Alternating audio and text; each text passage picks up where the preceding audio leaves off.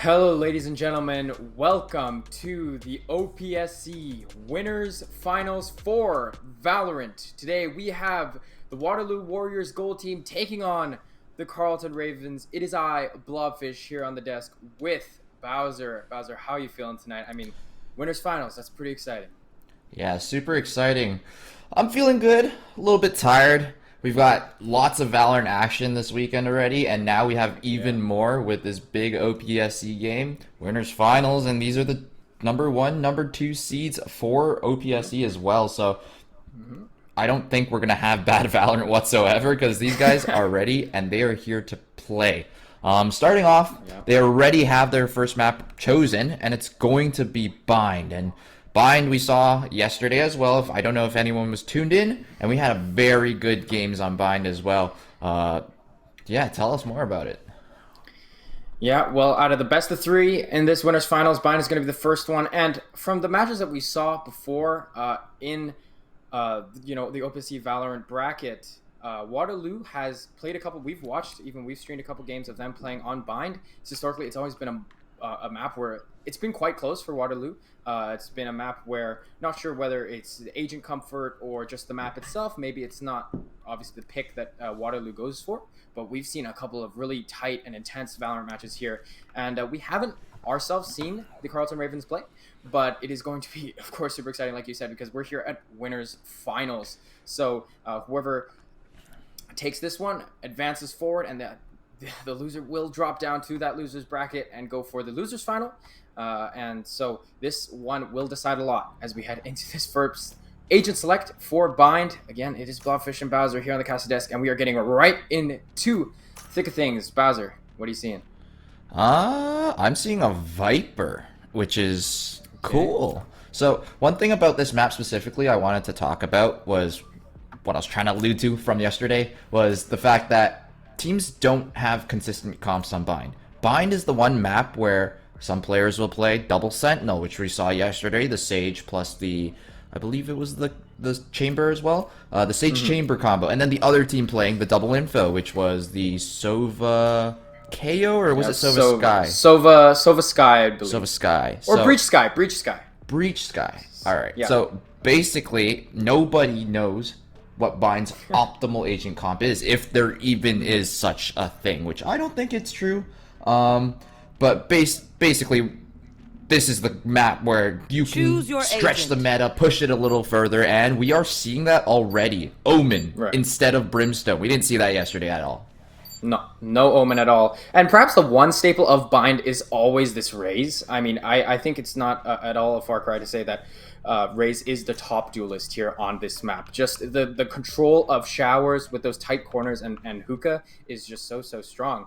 But like you said, the smokes with those recent patch changes we saw a couple patches ago, or sorry, those agent changes with the Astra, with the smokers, bringing in new initiators and new controllers into the meta.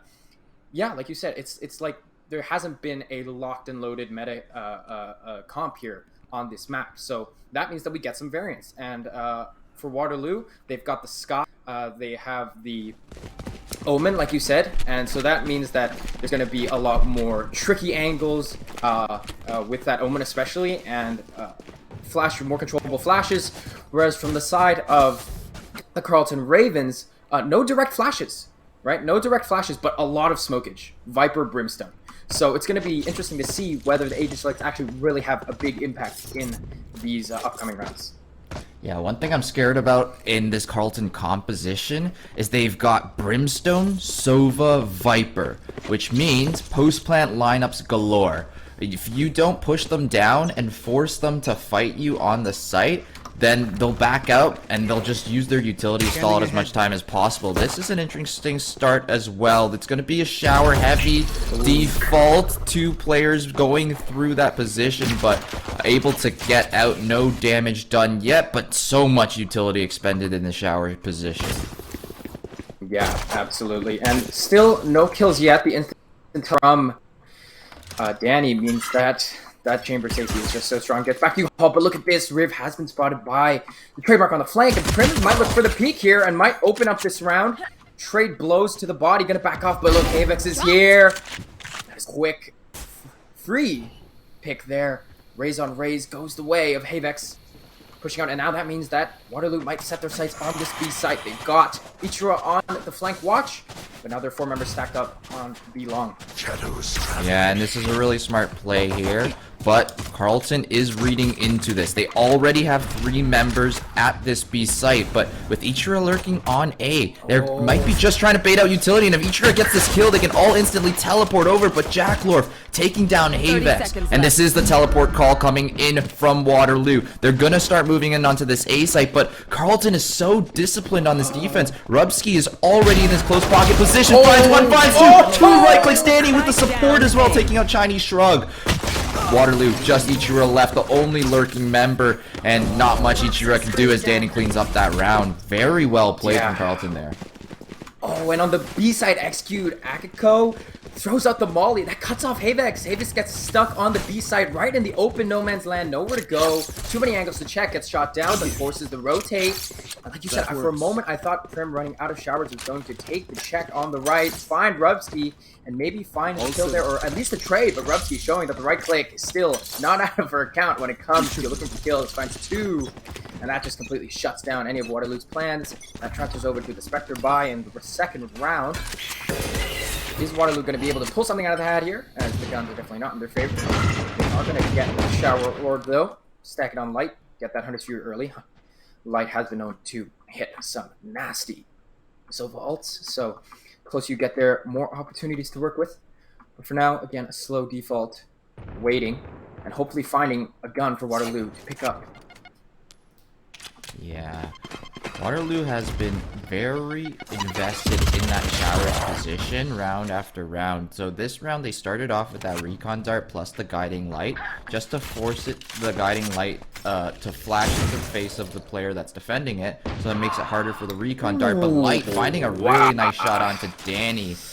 Very nice opening, and Rubsky's holding this tight corner here. If Ichiro is able to find it, and he does, that's a Spectre converted over. Just Jacklorf left on this site alone, playing in the dark cover. Should be able to destroy the spike plant before it goes down. They know he's in here, and they know he's somewhere back triple. Can fake the tap here. 30 seconds left to go. Jacklorf peeking out, finds the first onto Light, but tagged up to 12 HP. Both players low on Carleton here. Havex dying out to the incendiary, and it's just Ichiro on the 1v2 with 20 seconds and 4 HP to do it. Yeah, go getting that rotate over. He's still full health. He's still got a Spectre. Light there on the shower 10 swing. seconds left. Not able to find Jacklorf. For a moment, it looked great for Waterloo. They found these spare kicks. One from Ichiro, one from Light, but then after that, the guns and the molly there. Means that second round goes over to the Ravens. No worries though, now the buy round comes out for Waterloo. They're going to look to make something happen with these rifles. But as we saw a lot of yesterday, Danny brings out the Phantom. So looks like since he went down, Carleton is going to look to potentially recycle the rifle. Nope, gets sent back to the shop. And instead looking to just potentially try their best at these mid-buys. Very interesting from Waterloo that they like to invest both their initiators in the shower position, because generally I see teams try to separate their initiators, as their role of initiator is to grab that information and then play off of the information, whereas they like to send both together and work together to get maximum information in one angle. Danny, though, with a very aggressive off-angle position, finds the instant headshot onto Ichiro and teleports to safety. Another 4v5 that Waterloo needs to come back from. Yeah, absolutely. And, oh, that's just so unfortunate. The peak there, right-handed headhunter, but already the chambers on both teams have been living up to their namesake. Perhaps Danny a little more. Finding those heads on these crucial rounds too, and we're only 3 rounds in. As Havex satchels onto site, not finding any picks yet, but the smokes are coming. Rubsky getting tagged through Tetris. U-Haul control still firmly in Carleton's hands though. Riv sitting there with the sheriff close, but site's gonna get planted most likely. They've got smoke control here from Prim. Planted. Again, the mid buy from Carleton means that they're gonna have to contest these long angles. Right. Rubsky though finally gets taken out, hiding that corner. Flash out from showers. Davis gets another push to win that. That's almost 4. That means it's all up to Akiko. Knows that Light is there. Could tag the molly off. A beautiful smoke from Prim, forcing the peak. and that means the swing out is into 2. That's going to be the first round up for Waterloo on this bye. Still 3 down, though. Yeah, 3 down means one of the players probably on the side of Waterloo won't have a full buy. Oh, looks like it might be all 3 of them, actually, because even though Prim and Light both live over, I don't think they have enough credits to purchase up for 2 players, since they also need to purchase up on utility as well. But one thing that is good is that Havix has already got the showstopper on deck, so doesn't really need a rifle in this round if he's going to be getting up close and personal with the showstopper.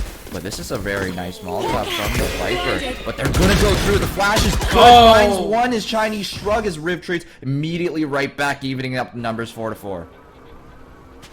Double initiator. It looks like that Rubsky was either looking to find the orb there or with that snakebite denial, but gets hit by the dart and the guiding light. Forced to back off, gets flashed again, gets killed, but the trade is there. So that means it's still even numbers, like you said. There's an op on the table here. He's holding down. Actually, currently in CT, but oh man! Oh, Havix! Not finding anyone with the ult, but stays alive, ringing off from that close smoking counter with the satchel as well. Both raises kind of doing a quick little double take as they stare down each other. Riv now playing back of truck. Gets hurt out. That's 2, almost 3 in U-Haul for Water. Danny not finding anything at all yet as they look to push this. Carleton and Waterloo both might have this very strange encounter as that's 1 down already. Prim swings goes good as well. So one enemy remaining. I can go finding the trade, but still no info on the last 2 members of Waterloo. Danny's just gonna look to save this op. It's gonna back off. Not sure if Waterloo's gonna go for the chase though, as Havix might look to run him down, but Danny has this angle most likely on hold. Whiffs the shot, gets bodied. Oh my goodness! Oh my goodness! Havix finds the kill on Danny. Finds the op as well. Yeah, very good round there by Waterloo. They went for the typical default shower play that they do every single round. They were able to trade 1 for 1 there, and then after that, they're just like, okay, it's going to be a 4-on-2 whichever site we pick anyway, so we're just going to keep pressing forward onto this A site. Showstopper's out. Havix somehow surviving when running past Riv there. Shoots the showstopper, doesn't get the kill, but it's okay because that gives them the space they needed anyways to get the plant down. And then from there, it was just the gunplay and holding down that U-Haul position that allowed them to win out the rest of that round. So good on Waterloo. Very detailed game plan there. Very clear on what they need to be doing. And now they're even things up. 2-2 here, but rifles all around on Waterloo means that this is going to be a tough one for Carleton as they only got the ultimates here. And Prim scouting out Danny, who's been playing very aggressively on the short position. That's the 2nd round he's pushed past that cubby there, and this time he pays for it. Yeah, looking to probably peek maybe to find a gun, but not expecting Prim to maybe be up on top of the boxes there. Prim finding the kill quick. And yeah, that is Carleton Ravens on an eco. But I was about to say, they do have 3 ults ready. What isn't even is the ults. But now Light picks one up as well, finding the orb and showers, I do believe. Sorry. Standing ahead. Light sight. That is Havix there. Finds one. No goes down. Rubsky goes. Player standing. Has to hold them off, but the waves of Waterloo attackers come in. Now it's all up to Riv. Position's been spotted. Gonna look to aggressively push onto Light. Finds one. Naded out. Dodges the op shot narrowly. Finding a vandal now, but everywhere to check. But is that a blinded headshot? Yes, it was. Holy. Yeah, and Riv being able to take down 2 there was very good for Carleton. As for sure. First of all, it gives the showstopper back to Riv, and then they also get some econ damage, forcing a couple members to have to purchase up here. So, damaging the economy. Very, very good to stop the snowball effect, but this round is going to be very crucial, especially with how much ultimates are on the deck. Yeah, so many on this round. Who will I spot first? I mean, all of these ults from the side of Carleton Ravens could be huge. 9 plant hold sites. You've got the Viper's Pit. You've got both Hunter's Fury and Orbital Strike, and that's going to be the Viper's Pit holding down a short. But no remain, I suppose, but yeah, no Waterloo members hanging around that side, and spotting that out, they're probably going to look to make the call B, but look at these members pushed out for the side of Carleton. They're going to get spotted out by the drone, though, and Riv getting tagged, teleporting, no spotting from the ult. And Light maybe I just getting brought there your to teleport is a safe option, but nevertheless, you can't be too happy with forcing an attacker off the site.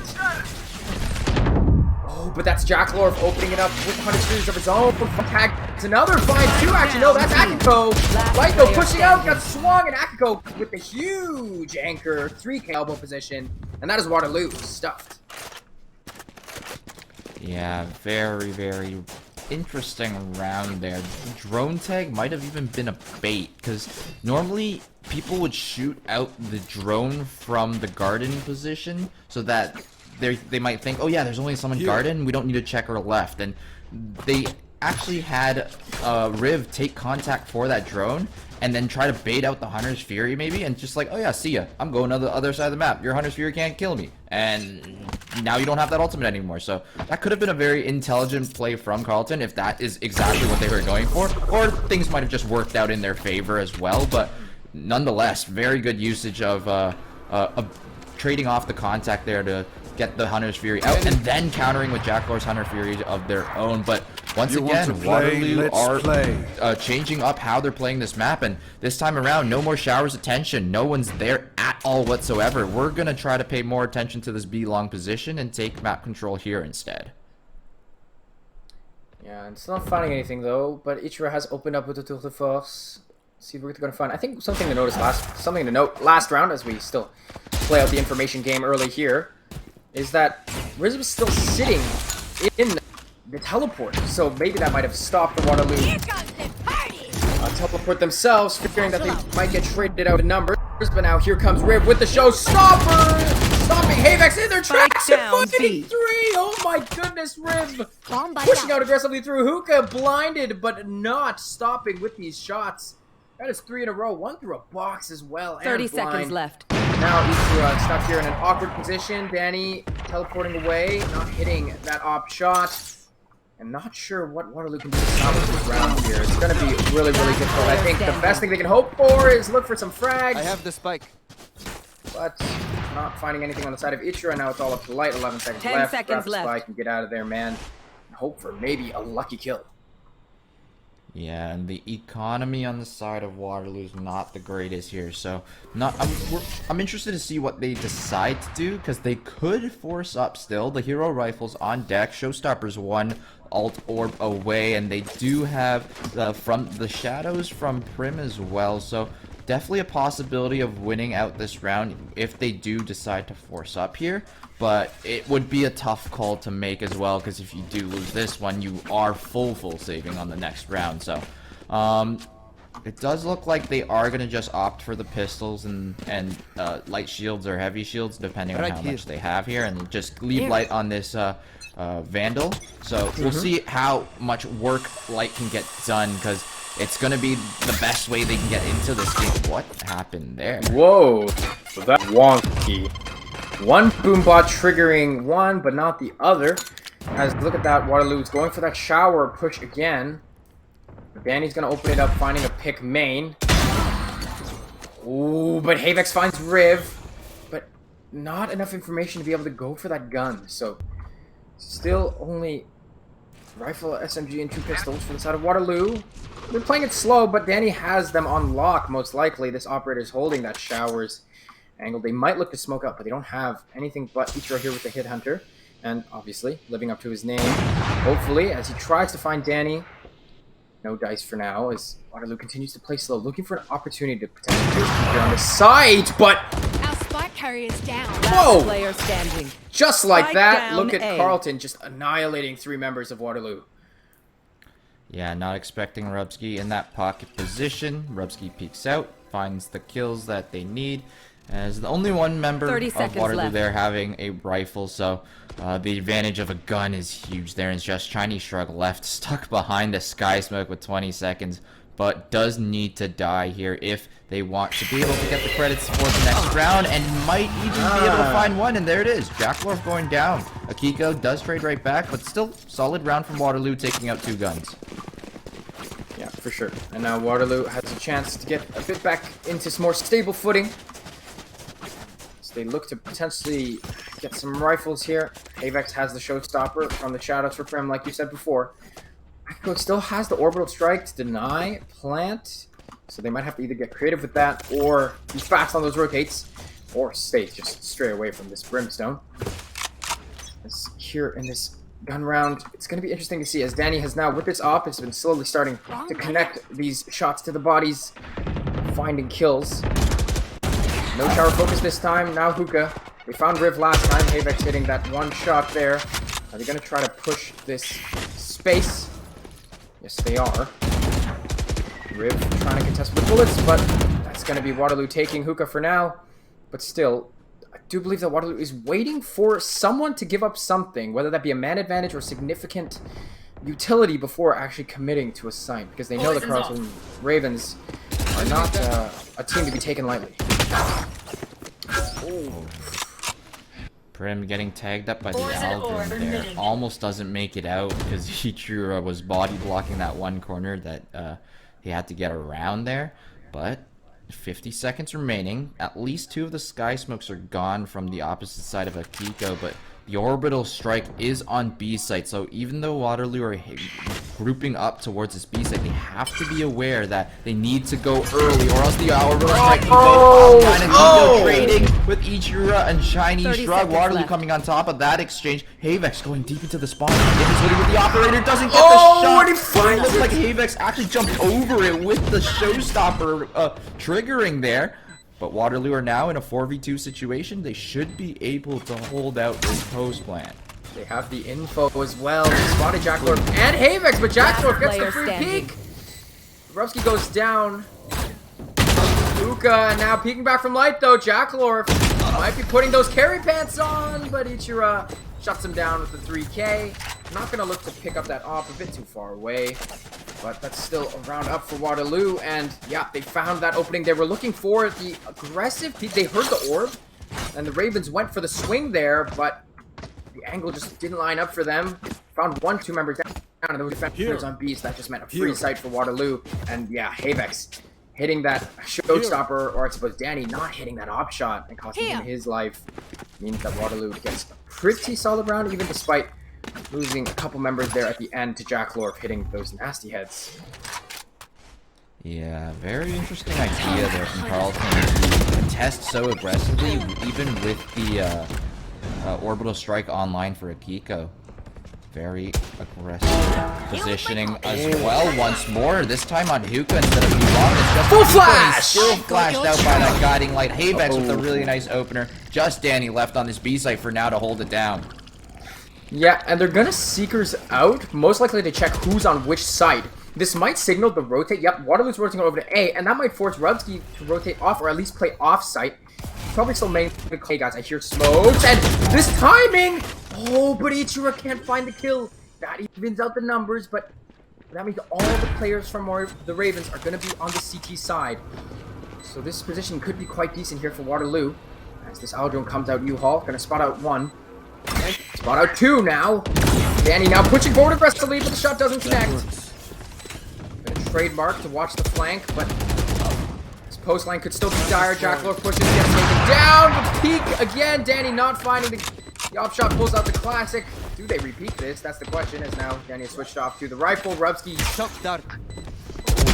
lineup, but Prim is there to say, "Don't worry, I've got the rest of them." Another 3K from inside of Waterloo. Clean up the round. Again, the 2-man hold in the end. Stay strong. Yeah, nice situation there for Waterloo. It's the post plants. They always know where to go, and it's this time around a player in the shower position as the safety net of light, that in case they can't hold the U-Haul position, we have the lineups on deck ready to stall even longer. So Waterloo showing that they really favor that U-Haul position, and I'm wondering if Carleton are starting to notice this as well. As maybe they decide, okay, let's not take U-Haul next time when they get the A site. Instead, let's just drop a smoke front U-Haul, tap the spike, clear showers only, and then force them to push us out of the U-Haul position, because you can't actually fully see the spike from U-Haul, and it makes it very difficult to clear if you don't have the resources to. Yeah, absolutely. And pushing with a man, and using the bodies to check for info is great, but Jacklorf just goes down untradeable there because it's being held so tightly. It's such a close angle. And that means that leaves it up to the 2-on-2, and Waterloo just has the positions, has the lineups. Yeah, Waterloo in the post plant looking quite strong right now. But if they stall out for too long, definitely the hold from Carleton is quite strong as well, especially with the ultimates. But time and time again, they've been early picks, gets traded out. But look at that, here comes the drop from Havex. Too many angles to check. That is all the defenders on B down again. Spike's not down yet, though. It has to get retrieved, and Jack Lore could sneak up here if they're not careful. No one playing elbow for now, as Chinese Strike has to check it on his own. Jack Lore for peak here. He has been showing that he's able to find those connections. That gives away his position, though, but he spots out Light. That's not full flash. Here's the Swain. Finds one, finds two. That is good timing from Waterloo. Secure out this third round in a row now. Last round before the switch. Yeah, one of the key difference makers right now is Chinese Shrug on all these guiding lights. So good at timing them and popping them right in your face to get maximum flash value so that you can't see for the full duration of like 2 or 3 seconds it is. And because of these, Chinese Shrug or whoever's peeking off of the guiding light is getting a lot of the free kills. We saw it once the round before in Hookah. I can't remember who it was on Carleton. Was front of the Hookah, and I think Havex was peeking off of the flash. Full flash, perfect from Chinese Shrug. And this round we see it again, but this time Chinese Shrug converting off the flash. He's got the judge looking to play in that ultimate, but oh, look at that Hunter! Wall on for Light as he finds and takes down Rubkey, but no gun on there specifically. But that does take down the A side hold. But never mind, because here comes the orbital strike, but that gets dodged as well. Still plenty of time to play with on Waterloo's side, but only 3 members. For the side of Carleton, that's the quick rotate through teleport. Ichiro gets tagged up, but avoids any gunfire. But Havex flank has found one, but can't find the second. Spike No worries, that at least spots out Jack Lore's position. That gets the spike down, delays it for as long as he can. Hunter Spears inside of Jack Lore probably won't find anyone, not having any positions to work with. 1 enemy remaining. And here they come, just looking for info, but it's not needed because Ichiro closes out this first half. You want to a headshot. play? That is going to be the Let's 7-5 half for Waterloo. Switching sides. Not too shabby, but Carleton Ravens by no means that far behind. Yeah, good round there from Waterloo. They left Havex on the other side of the map as a lurk after Riv flanks spot. out of Belong. So Riv clearing out Belong, or going down Belong and then wrapping around Hookah and be like, okay, I got one. There's no one else here. We're good. And then as soon as Waterloo start hitting the A site, Riv tries to rotate off of the site and Havex gets that free one as Riv has just probably got the knife out running to get to the other site because the spike was tapped on the A site, and then instantly the orbital strike goes down, so Waterloo knows, okay, we know that the only player on B just died. We burned their orbital strike at A. Let's just teleport over, and they get that free site as Havex pushed in deep as well. Yeah, for sure. Unfortunately, none of the ultimates there in that last round finding much value. Delaying time, but Waterloo, because they found those early picks, had just so much time to work with. No need to worry about the clock, as Ichiro... Again, I hate to use the same thing every time, but a headhunter is living up to their name, finding heads. That's 2 already on this modified pistol. Make it 3, and we make it 4. No, Akko answering back to the right click. Arguably, perhaps more skillful, more luck-based than the sheriff itself. Man, I love me a good right click. Now it's all up to Riv, but gets heard running away and gets shot through that gap in the smoke by Light. That is Waterloo cleaning up a quick pistol round. Havex leading the charge. Even though off the round of Ichiro there, Havex looking at the scoreboard, topping up quite high on kills here. Raze. Ability kills, gun kills, both, not sure. Yeah, I think it's been a bit of both. More so the gunplay as well, though, because I think Havex has always been entering on every single round. Absolutely. And the flashes, the coordination as well has been really... from the double initiators. So it's going to be interesting to see on the attack, on the defense, if Waterloo can continue to find these opportunities to coordinate these aggressive plays. We saw Carleton try to look for some of these aggressive pushes in their defense half. And some of those did work out. Some of those did completely stop Waterloo's advances, but other times it just ended up giving Waterloo the man advantage. As, speaking of ability kills, did not expect Havex to give me one so quick, but as that paint shell will find Riv. Prim finds Grubsky. Oh One my enemy goodness, that remaining. instant teleport. Flawless. So strong. A little dance there and guarantees the getaway. Chinese Shrug cleans it up. And Waterloo cleaning up the 2 quick rounds. But now Carleton Ravens, they've got a chance to answer back. Yeah, that was so good from the side of Waterloo. You saw the trademark in the back of Hookah, and if they're not clearing the back of Hookah first, they're not going to be able to shoot the trademark in time once the trademark pops. Well, we saw it yesterday, but you can't jump the normal height when you have the trademark on the ground. You have to crouch jump to get to the regular jump height when the trademark's there. And didn't seem like Carleton knew about that. Paint shields get thrown, they get stuck in the trademark slow, and instantly they die as Chinese Shrug and Co were pushing it so aggressively out of Hookah, finding one free one off the bat, and Sky's probably going to be able to heal up the chamber here, and Waterloo are going to be sitting pretty comfortable on this 5v4. Make it 5v3 as Havik finds one from the pocket position. Oh, and Waterloo just running with gusto right now. I tried to mix peek and push at the same time, forgive me. They push out aggressively Hookah, they find one kill, they get the gun over. Havek's finding another. The guns are even.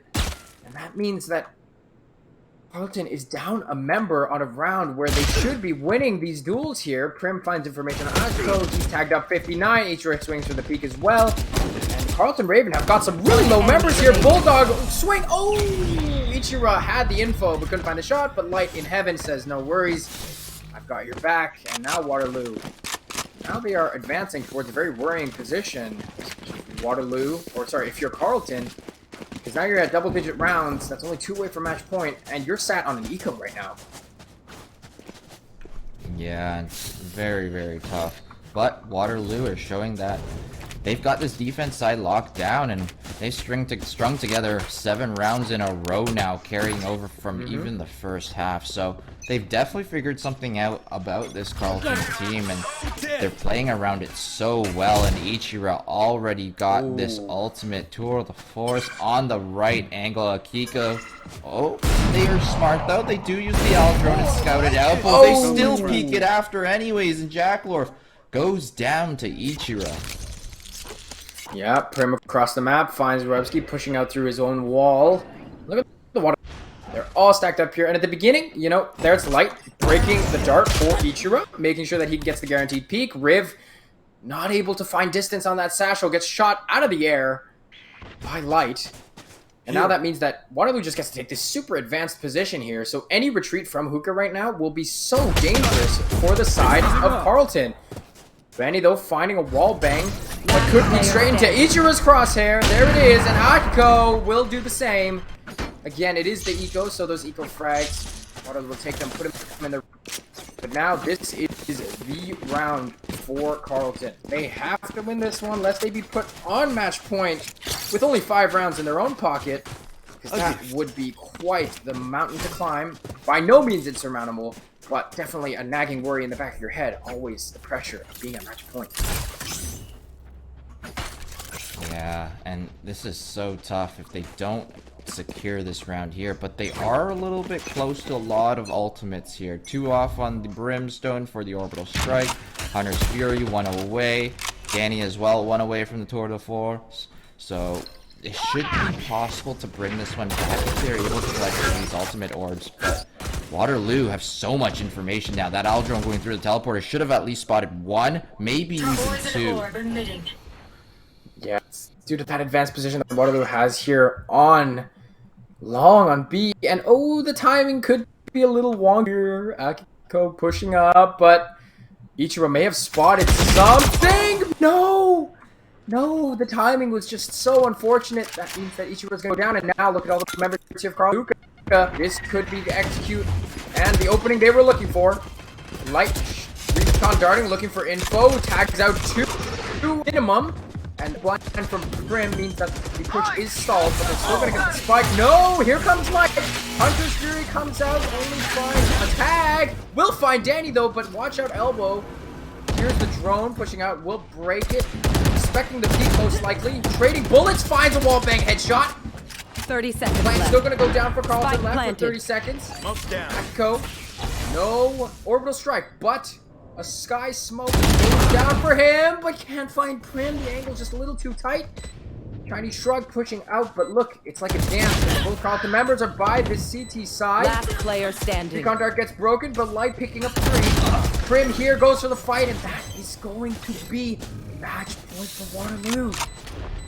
Wow.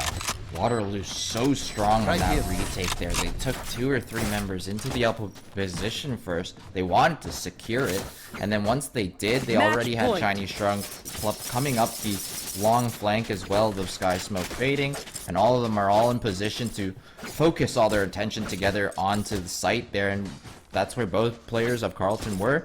Recon Dart comes back up as well and makes the 2v1 even easier and even likelier that Waterloo wins it out, and they do in the end as well. And so 5-12 now. Waterloo, after a very, very close start where it was basically Carleton driving You want to lead play? and Let's play. carrying all the momentum, it's just Waterloo on the second half.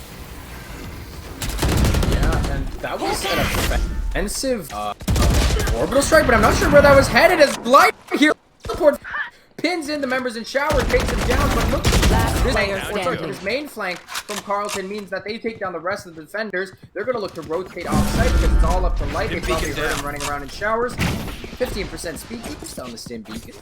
Gotta love that for those quick movements as needed. It's going to be the plant down. And again, I do believe that orbital strike was used to clear out probably U-Haul to guarantee that Carleton gets that pushed up position. Light gives away his position, dodges the first tour de force shot. Shock dart. Pulls out the shock dart to try to clear the corner, but this 1v2, it's gonna be a miracle if Light can pull this off, but don't count him out yet. Yeah, but Light, using that dart, knows that the mid-site position is clear, but tries to peek from the left, and Danny posted up on that angle.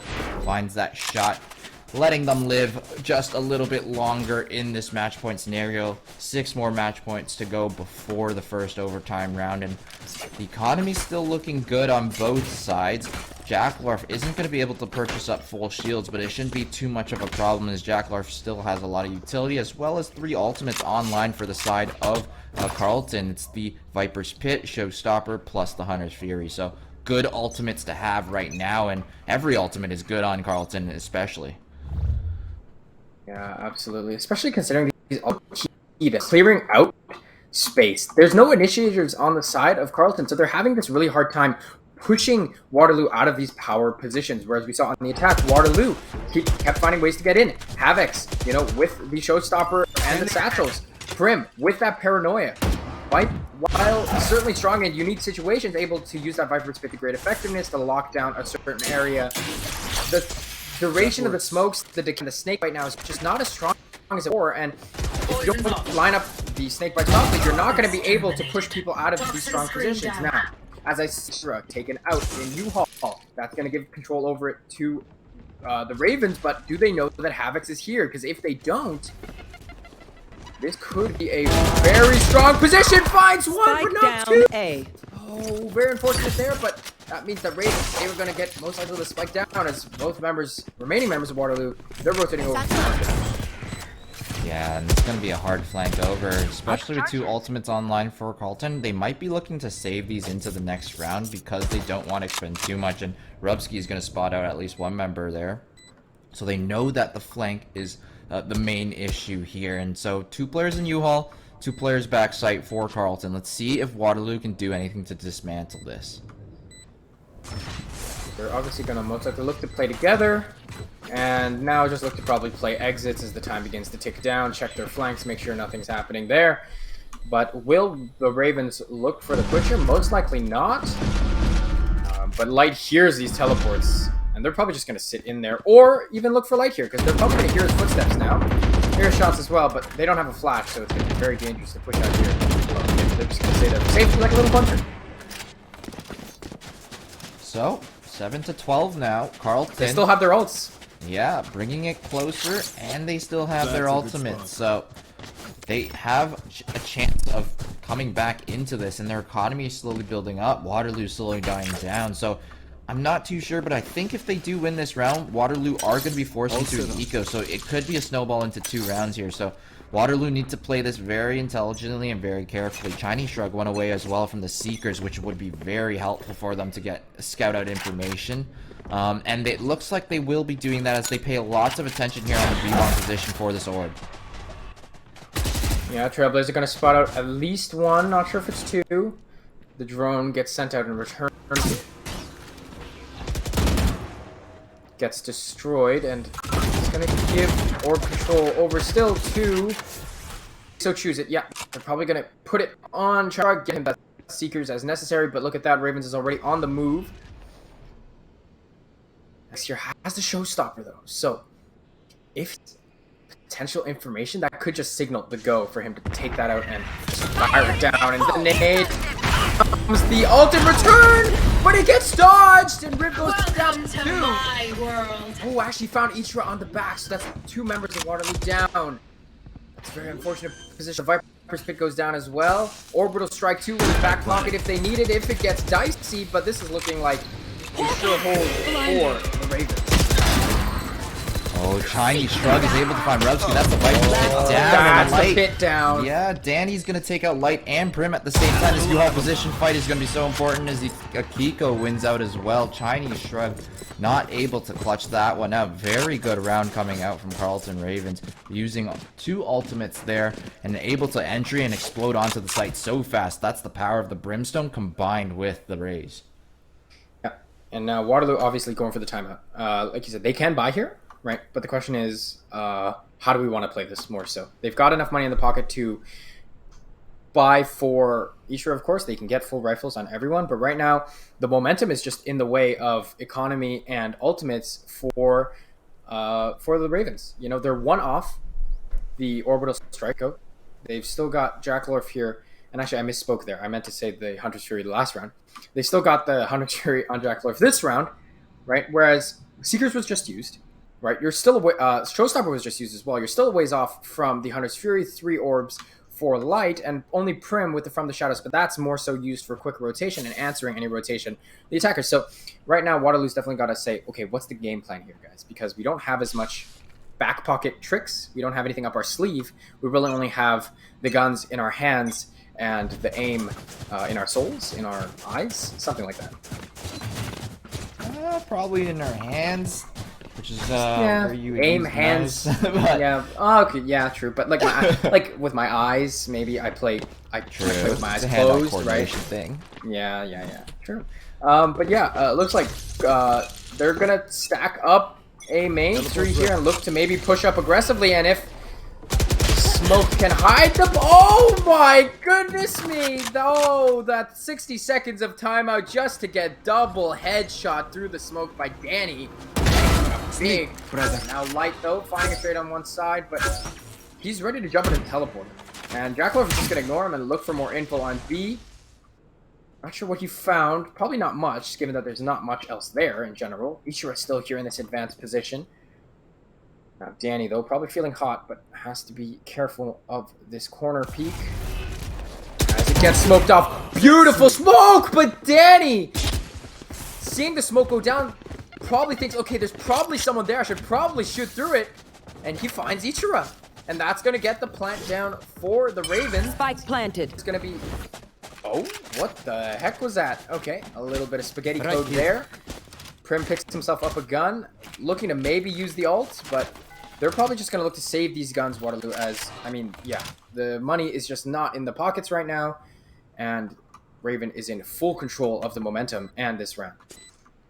Yeah, and what happened there was basically if the spike goes down while you're trying to take the orb will disappear, but your animation of you trying to pick up the orb carries on. So it's a common thing that happens, but a little bit weird on how you can still be trying to capture the orb when the orb is no longer there. But yeah, very good round from Carleton there. It was just the awareness from one player to know that, okay, there's a smoke here. Let me just spray through it. What's the worst that could happen, right? And the best that could happen happens instead. Finds a double kill through the smoke. And the timing on that second Omen smoke, there was a moment where the other Ichiro was spotted by Danny there, so there was like at least like a frame or two where Danny was sticking out next to the smoke before Prim's smoke popped right in front of him, and so that's why the spray came out from Ichiro there. It wasn't just awareness, there was a little bit of moment there, but it very brief moment, and it did seem like there was a reaction from Ichiro, but not fast enough as Danny took the Scout spray. destroyed. And now, bid buy for Waterloo as they try to pick themselves off back up. Raven full control of the, but the space that they've given Waterloo means that they're gonna push up, and this timing could be quite good for Prim. Shadows traveling. Smokes off, but now they've heard him most likely, and he's gonna have to be careful. Oh, this timing is just so. It probably thinks they're pushing hookah. Shrug with the peak as well. Swing just goes down. They're checking the corners. They're gonna get another plant most likely. Wow. It is dangerous for Waterloo. Riv Satos into hookah. Or sorry, U-Haul, but kills. Trap destroyed. Evens out the numbers, even out the gun. Spike planted. Mitra can't find shower kill. Oh my god, what Player this standing. running shot! Goes down, but Jackalorf with the trade. Now it's 1v2 for Light, but the post plant is strong. Hunter's snake bite still up, and that should basically guarantee. Oh, gets tagged as well. Basically should guarantee this round for Ravens. There is. No ult needed. He's gonna clean that one up on Light there. So Carleton Ravens coming so far back from behind to get back into this one, and that round there, Prim. I don't know if Prim's heard of Murphy's Law, but now he has. Anything that's bad that can happen will happen, and that's exactly what happened. Prim pulling out the smoke, even though they had no information on whether or not Carleton was actually pushing through the hookah spot, means that you're gonna get caught on this timing with your gun not out, and because of that, goes down for it. Free kill. Second player with Prim as well falls as well, and it's been another round where Waterloo are trying to go aggressive, and they're not considering these situations where you can get punished for them. The round before, trying to push up close on a smoke, which means that if you get sprayed out, you'll die. And in this round, they're trying to push out, and it gets caught in a smoke this time. So Waterloo just need to be a little bit more careful in those situations and think about those finer details. As a opening duel comes out, Ichiro taking down Riv on this little off angle. Riv not gonna be traded out, but it should be okay here as they back out and start heading towards the other site. Yeah, a little slower off. The momentum stalled a bit for the Ravens, where they had the ultimates and the guns their way. Now, when it's all even, the opening pick numbers might mean everything here as the Dark gets smokes down. You find it, but moving quite speedily, gets blinded again, backs off the boxes, but Danny evens out the numbers. Shrug though, which him in the back, and now they know where Shrug is as well. All push, no control for Waterloo. This is going to be the 2-on-3 post plant. Spike planted. What can be done here by Light and Ichiro? Light waiting for Ichiro to move up here. The recon dart's going to be able to clear out pocket, and they're going to look to take the U-Haul control first. Ichiro's going to lead the charge and take down Rubsky. Sets up a teleport as well, but Jackalorf got the recon dart combined with the Hunter's Fury combo, and this should be enough to stall for a little bit to get Danny into a good position, but Light is scouting this out. Knows that someone's probably going to be in the shower spot, and Ichiro does take down Danny. It's just going to be Jackalorf left, and Light knows exactly where they are. So this should just be stalling and finding that shot, and Light does it, clutching it out. That 2v3 so strong for Waterloo, playing that very intelligently, dissecting the game plan there for Carleton. Yeah, playing together. U-Haul finding the first pick, and they tap the spike. The recon dart got destroyed, so it's just a blind ult for the side of Jackalorf. No connections there. 3 shots, no finders, and then Danny loses the fight to Ichiro, and that means that Jackalorf is basically forced to push up, and Light is there to capitalize on that position he was able to gain in main. And kudos to where it's given. Ravens coming up. Once they found the momentum, they roll with it, right? In that second half, we thought for a moment 5-12, oh man, this could be a disaster. They had it at the beginning, and then Waterloo came back in that first half, and then it turned like for a moment, it seems like Ravens might do the same. They might be, they might feel better on the attack, but Waterloo just had that advantage. And once you get pushed to match point, sometimes it's just really, really hard. You make one mistake and it might cost you. But nevertheless, it's not over till it's over. This is a best of 3, and that's only map 1. But that is Bind going over to the Waterloo Warriors. But stick around, because after the short break, we'll be right back for Game 2 between these two teams in the OPSE Winners Finals. Stick around.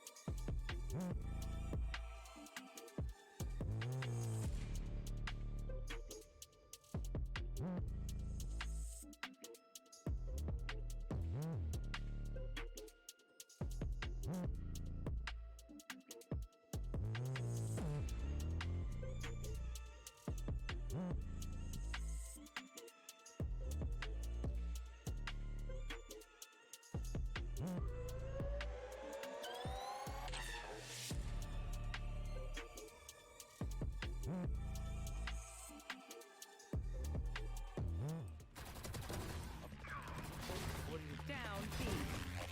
One enemy.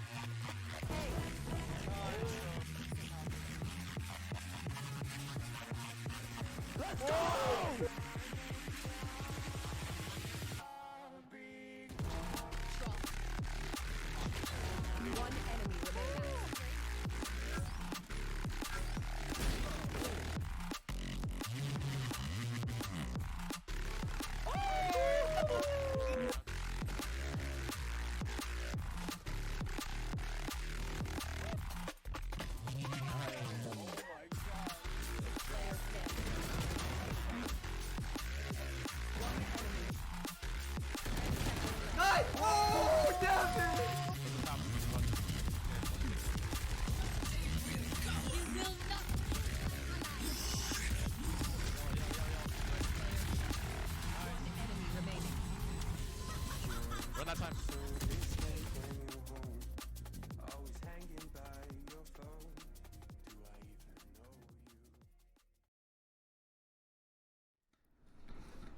right, everyone, welcome back to the OPSE Valorant Winners Finals between the Waterloo Warriors and the Carleton Ravens. We are one match in. Waterloo Warriors took Bind in a very close match, we must say.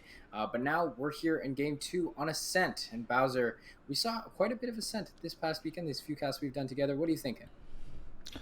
Yeah, Ascent, interesting map, but not very interesting agent select for the map. Because right now it did seem like the meta for it has been Chamber, Jet, Sova, KO, and Brimstone. But it looks like Waterloo are going against the meta. There's going to be an Omen, and it does look like both these teams are going to be changing things up here. No Brimstone coming out. Double Omen from both sides. A Reyna already locked in for Ichira. But the other agents do look pretty standard to us. The Chamber, the Sova, and the Jet here. So I'm curious to see how this is going to go, because this is a little bit off meta here. Yeah, for sure. And I definitely think that the Omen really showed what it can do that last game. A lot on Prim, those smokes, the smoke timing and the paranoia usage from Prim, even though a lot of that was guiding light as well, a lot of that utility usage came out very strong. Now that it's faster, it has a lower chance to blind your own teammates. I think Omen has definitely shown that he too can contend as one of the top tier smokers. Yeah, double duelist. Plus Chamber for the side of Waterloo. So going to be exciting to see probably these guys hoping to in a couple rounds. Yeah, for sure. But even with the power of Omen, I'm still thinking that Brim might be a little bit better on this map, just because the teleport doesn't have as much usage in comparison to the Stim Beacon, which gives both fire rate increase as well as movement speed increase to all of your teammates and not just yourself. I just feel like overall, like that ability has more potential and is a little bit stronger in comparison to the Omen Shrouded Step, which you can reposition. It's not that quick, but you can't really do it aggressively unless you know for sure like a position is open.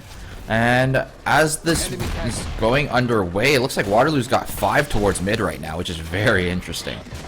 Yep. And that Owl Drone spots them out, and that's going to mean, like, hey, let's run full to site. It should be pretty open for us. Door gets closed, kind of caught in this slow that they have to walk through.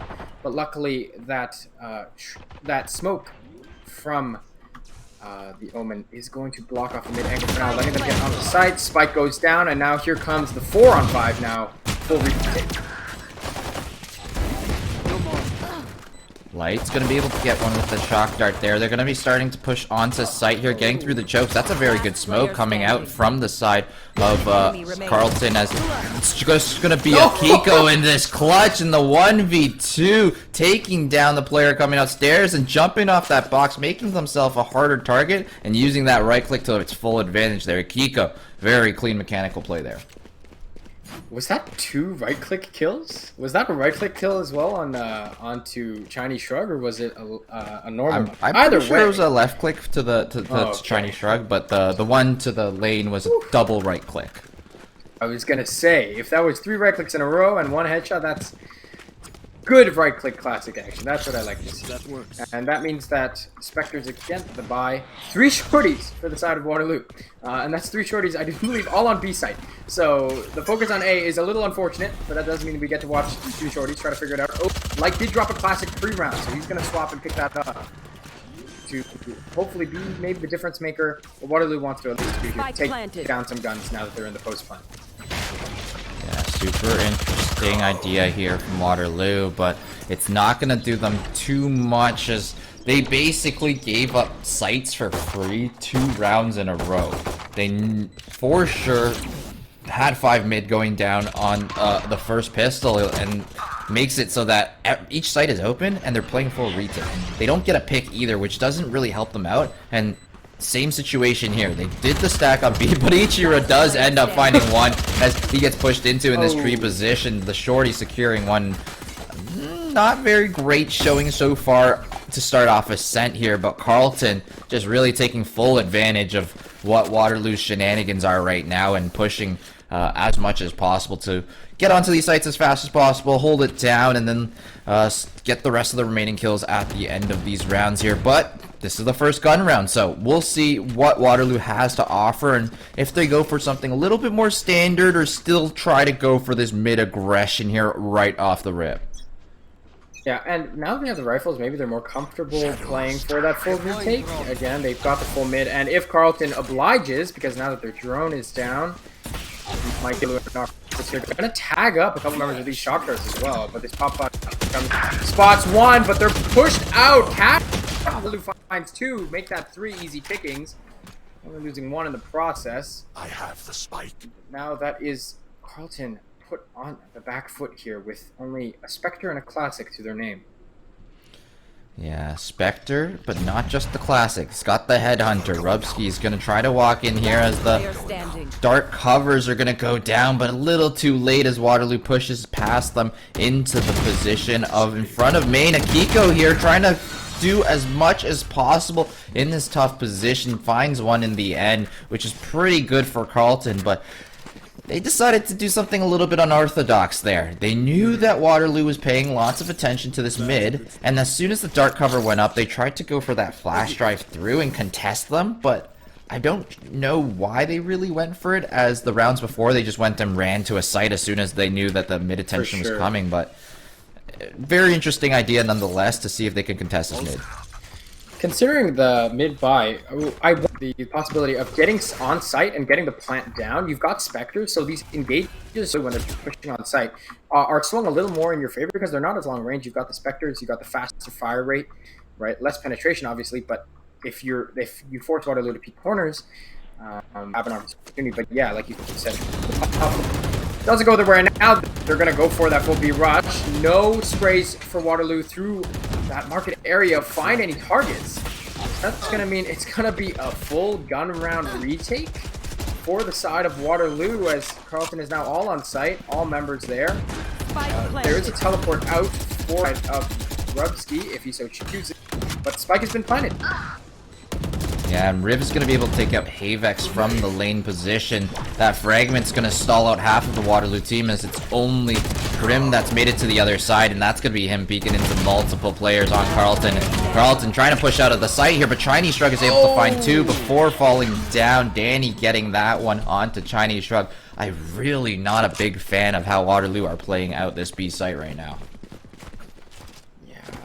Ample opportunity for Carleton to just waltz on site and, you know, B site, especially because that means you're letting them get on site with full utility. There's plenty of stall. There's plenty of ways for Carleton to use the agents that they have to basically deny any sort of utility pullback as well from Waterloo. They've got the KO as well to suppress, and three duelists from the side of Waterloo means that while they wanted to probably go for this aggressive style, you know, once Carleton makes it onto site, you don't really have as much utility aside from the mobility and the one Lear from Ichira to really make as much of a difference when pushing in the post plant. Yeah, now just a bunch of pistols on Waterloo here, so it's going to be a slower round here as Waterloo waits it out, tries to find an opening pick here to maybe convert a rifle over. And the default is also coming out from the side of Carleton, playing this really, really slow. But it does look like they're going to start making their way over to this catwalk position to go for a 4-1 execute onto A. Drone's going to be used to clear out all these close angles from tree, and they're going to spot out Prim here in this glass position. Dark cover is also going to cover it up so that they can cross as safely as possible. Shock Dart even more invested. Rubski's going to be able to take out Chinese Shrug, who was peeking in that A main position. Riv as well finds two onto Havex and Prim, so it's just a 2v5 left for Ichiro and Light here. Spike planted. Yeah, and again, two pistols, plenty of utility to be thrown at these remaining warriors, plenty of bullets to fly through as well, and of course they are on the eco, so this might just come down to some fun eco frags for the side of the Ravens. But yeah, like you said, Waterloo just this put in this eco on these last few rounds where they've just been trying, maybe with this two duelist comp, they're trying to again go for something more aggressive, use the Last mobility and the player safety of finding the first frag and then translating it over to just a man advantage. But those mid plays and that lack of sight cover has just given Carleton this space to play in, and they feel very comfortable in there. Their post plant obviously quite strong, and now it's going to be Waterloo that's going to be kind of forced to adapt here. Or you either adapt or you're going to start falling behind, and inevitably, eventually, maybe too far behind to catch up.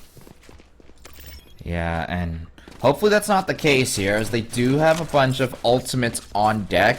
They've got the Reyna ultimate as well as Prim's ultimate on the Omen, so that's 2 ultimates that are already online, and then they've got 3 that are 1 off as well. So much that they can do here, but it just depends on how they go for it. So Aldrone's going to come out early towards the B main position. Akiko's going to get tagged up there. So they have the information that at least one member is there. Havek's already alerting them that the operator's controlling this mid position. That's a very good recon dart, scanning out 3 members of Carleton here. So Ichiro's got to be a little bit careful, but does have a dismiss if they're able to find a kill. And that's going to be Carleton making the call to rotate all the way over to A, potentially into Chinese Shrug. Chinese Shrug going to have to come up big if he wants to stall off the Ravens. Still a minute left on the clock. They're going to check Wine with that fragment. And B Shrug with the peek, though. He decides to make the first move, finds Danny, teleports back to heaven to safety. Could potentially find a refrag. Rubsky. It's cramped, though. The court is safe. So much mobility here with these 2 agents, and now Punisher coming out as well. Ravens slowing them. 30 seconds left. Yeah, Havek's going to be able to find 1 or 2 from the heaven position. Dismissed down from Ichiro as well to create another angle that Ravens have to worry about. And Waterloo holding strong on this site here. Very nice play between Prim and Chinese Shrug for that initial pick. They had the paranoia flying down from the tree position as Chinese Shrug peeks off of it and then immediately teleports to safety before a trade can happen, and then the rotation coming out from Havex into heaven with the operator as well as Light throwing that Hunter's Fury down for cover. So not much invested for Waterloo with how much resource they had, but it was a good investment of what they needed to use. Yeah, for sure. 4 ultimates still up. That is going to be the Tilted Phelps coming out for Chinese Shrug. And now heavy focus A for the Ravens. And again, no Waterloo members on site, so that is going to be the quick dash for Prince that there as he was glitched, but he goes down. That's Riv already way deep onto A. And now Waterloo to try to make something with these ults, because there is 5 members of Ravens now. And Spike, ooh, actually Shrug finds the Spike carrier, but that is still going to most likely be spiked down. Shrug finds another kill. Trades all across the board here as members are going down. Oh my goodness. And now all of a sudden it's all left to Rubsky. Having a hard time keeping track here, but he's bumping. Clutches out the round for the Ravens. Sorry. That was insanity from Rubsky. Walking underneath that hell position, jumping up onto that box quietly for finding the first kill on a flick, and then trancing over to the second, living with 4 HP there. Rubsky making the impossible possible, timing that recon dart so well. So that's going to put Carleton up 5-2 here. Waterloo on the back foot. Need to do something to change up how they're playing this defense if they want to be able to answer up. But it does seem like they're just going to stick to their guns here. They're going to play the no player on B site strat. Jet running straight down mid, which means Carleton's going to trade positions here, and they're going to take over the A site once more for free. Yeah. And we're going to see whether Waterloo wants to happen and maybe are going to start playing some adaptation to it, because at this point are not playing Waterloo's fiddle right now. They're doing their own thing, which in some ways Waterloo is just letting them do, but Prim might say, okay, this will be my round to win. Punisher comes out though for the, and again, oh, that angle almost catches the Warriors unaware once more. Jackalov gets taken down, and Danny, after using that, is the only one left alone, and Prim with that huge door push means that Waterloo is going to take this round.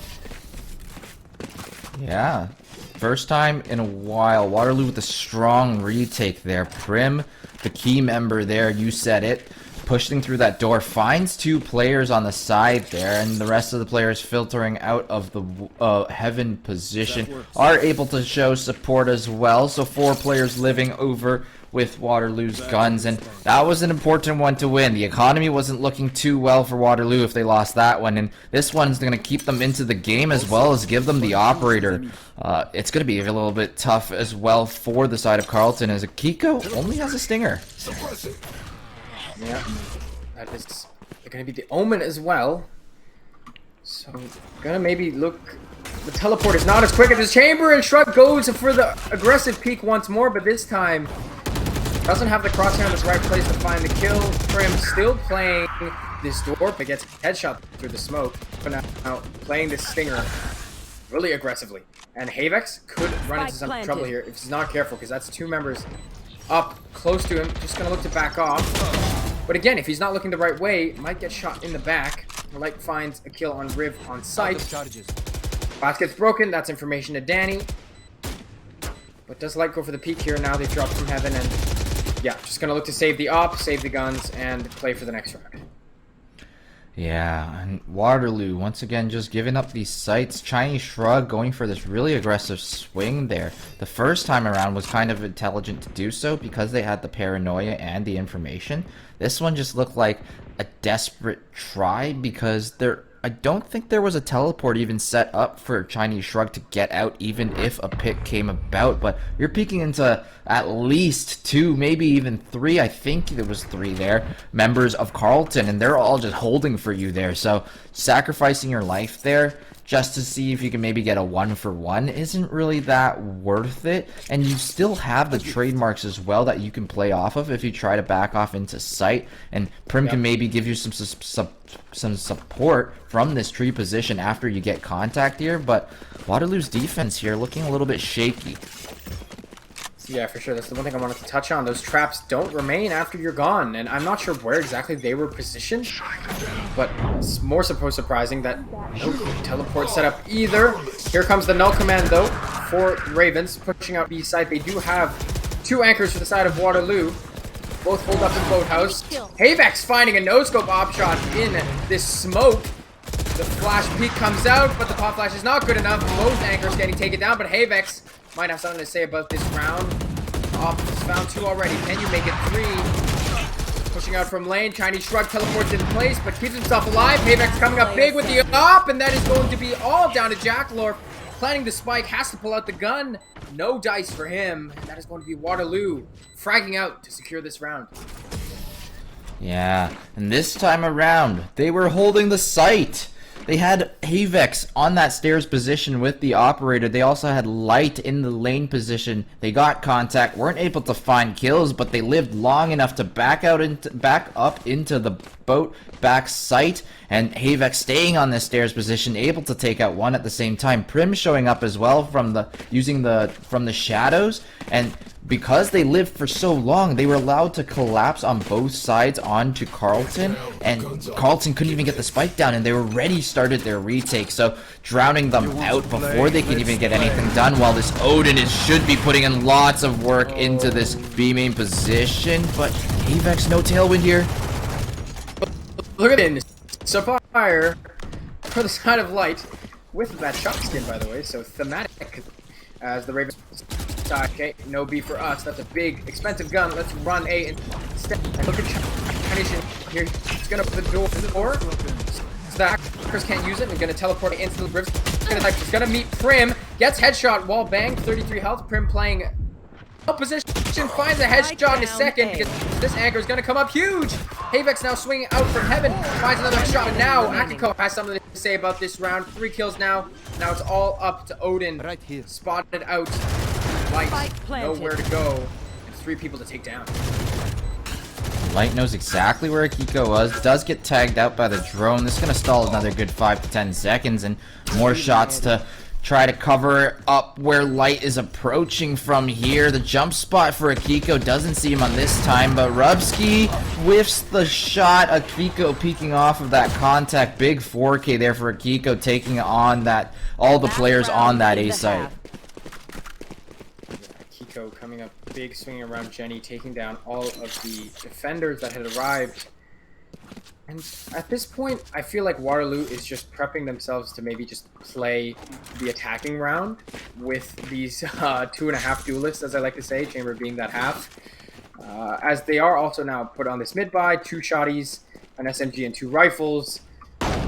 Obviously, they're still going to try this aggressive bunched-up play, running up B main, and They found my they're going to get That works. potentially spotted out here by the trademark, the drone.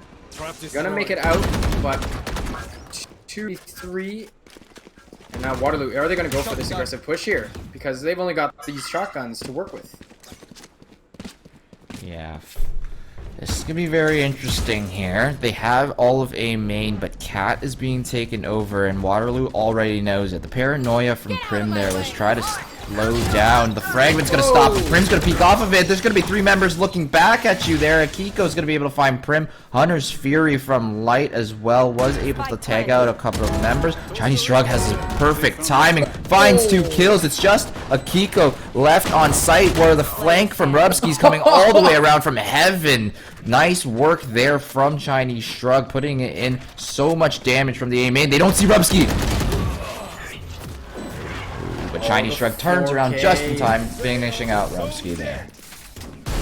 Wow, and Waterloo pulling it out of their pocket for the last round, giving us a show. Chinese Switching Shrug there with the sides. big position, pushed up, and instead of playing back in the site, makes no noise around main, gets the big flank, beautiful headshot, maybe through the wall there. And the quick and simple jet shotgun peek, instant dash for the good swing for Shrug. And now, the attacking round for Waterloo. 2.5 duelists, but they are going to be facing a KO. And if the knife comes at the wrong time, there's no entry, there's no exits, there's no safety, no tailwind, no dismiss. Right, so it's going to be very interesting to see if Waterloo doesn't just get shut down by this KO. So Jack Lorf has a lot of opportunities here to maybe come up big and shut down Waterloo's plans. But again, mid-aggressiveness. Ready to push out 5 members, at least 3 maybe, as they're scanning out with the drone first, and they might just look for a run-up mid to market. Yeah. It's gonna spot out the trademark, and they're gonna spot out Havex as well, but I don't know if they, or Riv, sorry, excuse me. I don't know if they know about Rubski in this corner. Rubski's gonna take a peek. Ichiro's gonna take down Riv. Havex with 1 on Rubski. Waterloo winning both ends of the duels here, and this is gonna be the opening onto the B site. They're going to get on there. The dark spot. So he's going to be members have arrived. The reinforcements, but Waterloo is still quite split here, but it doesn't really matter because they are just taking down the Ravens in this pistol round. Jumping, right click for Light. I can respect it, but it's not going to find anything yet. Right clicks as well for Akiko, but not able to find the connections. That's going to be Light shutting him down with a headshot. That is Waterloo opening up here in this mid to market. Yeah, spotting it out, running through the members there. Fights, no trades. There was opportunities, but they keep on. The rest of the retake is going to be real tough on pistol. Yeah, and I want to attribute that round mostly to Light. That owl drone, first spotting out the trademark, then spotting out Riv. That's a lot of value for an owl drone. And once they knew what the setup was mid, they knew an attack plan to get around it. And the duelists just doing the work that they're supposed to be, going ham in that mid area, for lack of a better term there, while the support players go through the B main right after, opening up that site beautifully. And Rubski's getting a little bit dangerous here. 1 bullet on his headhunter as well, doesn't find it, and immediately gets out of there. Keeping himself as spots info, teleports away. Now Waterloo here. They know that they've got the gun advantage. They've got Ichiro posted up mid as well. Now Ichiro's gonna hear these rotates over to A, and this could be information that's good for Waterloo, but Akiko is still able to call out things here, especially if he goes for this peek, and he's gonna peek into 2, gets taken down, but again, that's still info, and that's the majority of the defenders here preparing to try to route this Waterloo execute. Yeah, now they're starting to get onto this site. They know that multiple members of Carleton are here, but it's just classics to work with for the side of Carleton. But it's just classics, though. There's no way they should be able to win this one out, but it looks like the HP is even on both sides of the team here. Does Jack Lorf see him? Is the shoulder sticking out? Oh, this flash drive is going to be perfect. The light peaks at that timing. The trades are so good from Carleton. And even though Waterloo are able to win that out, get the plant down, and carry over the Vandal to the next round, that was very, very good damage coming out from the side of Carleton. Yeah, absolutely. It's going to be a very intense gun round here, right? Because now we're dead even in score, but both teams have a chance here to be put in severe economic disparity if they're not careful, considering that, like you said, Waterloo was slapped into a really rough second round, and now they're going to be forced to buy to sort of even match in guns, because at this point you're not going to rebuy Spectres, you're going to try to contest this gun round. So if Waterloo goes down here, this could be very interesting, but if they take it, oh, it's a whole other story as well. Yeah, this is an interesting idea here. It's gonna be a mid-control round for Waterloo. They have the trademarks watching the flanks on both the B main and A main areas, so they have nothing to worry about and can focus all 5 members towards these positions. Chinese Shrug looking for some aggression here, but it's a really good setup here from the side of Carleton holding to the street position. Yeah, full mid-control for Waterloo, but they don't actually have that much space on the map. B main is in the control of the Ravens. Rubsky is locking that down. He's going to be able to tell if anything happens there. So now it's going to be Waterloo, and this first point of contact is going to be the street position, which gets peeked. No trade available because they have to peek the garden side. Havex gets suppressed as well, so he's not able to swing around and save his teammate. And now Waterloo, now with 45 seconds left on the clock, in a bit of a pickle. Not as much map space, not as many places to go. They're going to have to figure this out, but this market opening might be what they need, as Rubsky almost finds Ichirupt. But Ichiru's going to take him down. That's going to give B control and CT pushing power for Waterloo, and this could be the advantage that they need. Ooh, Havex dashes in the box but gets out. Yeah, very good play from the duelists on both sides. Oh my goodness, Jacklorf just walked by one of the members of Waterloo there in Ichira, and it's just Chinese Shrug left in this lane position. It's going to be the one-on-one, but is this the stick? No, it's just the half coming out from Riv here. It's going to get off the spike and find Chinese Shrug on the lane position as well. Very interesting round there.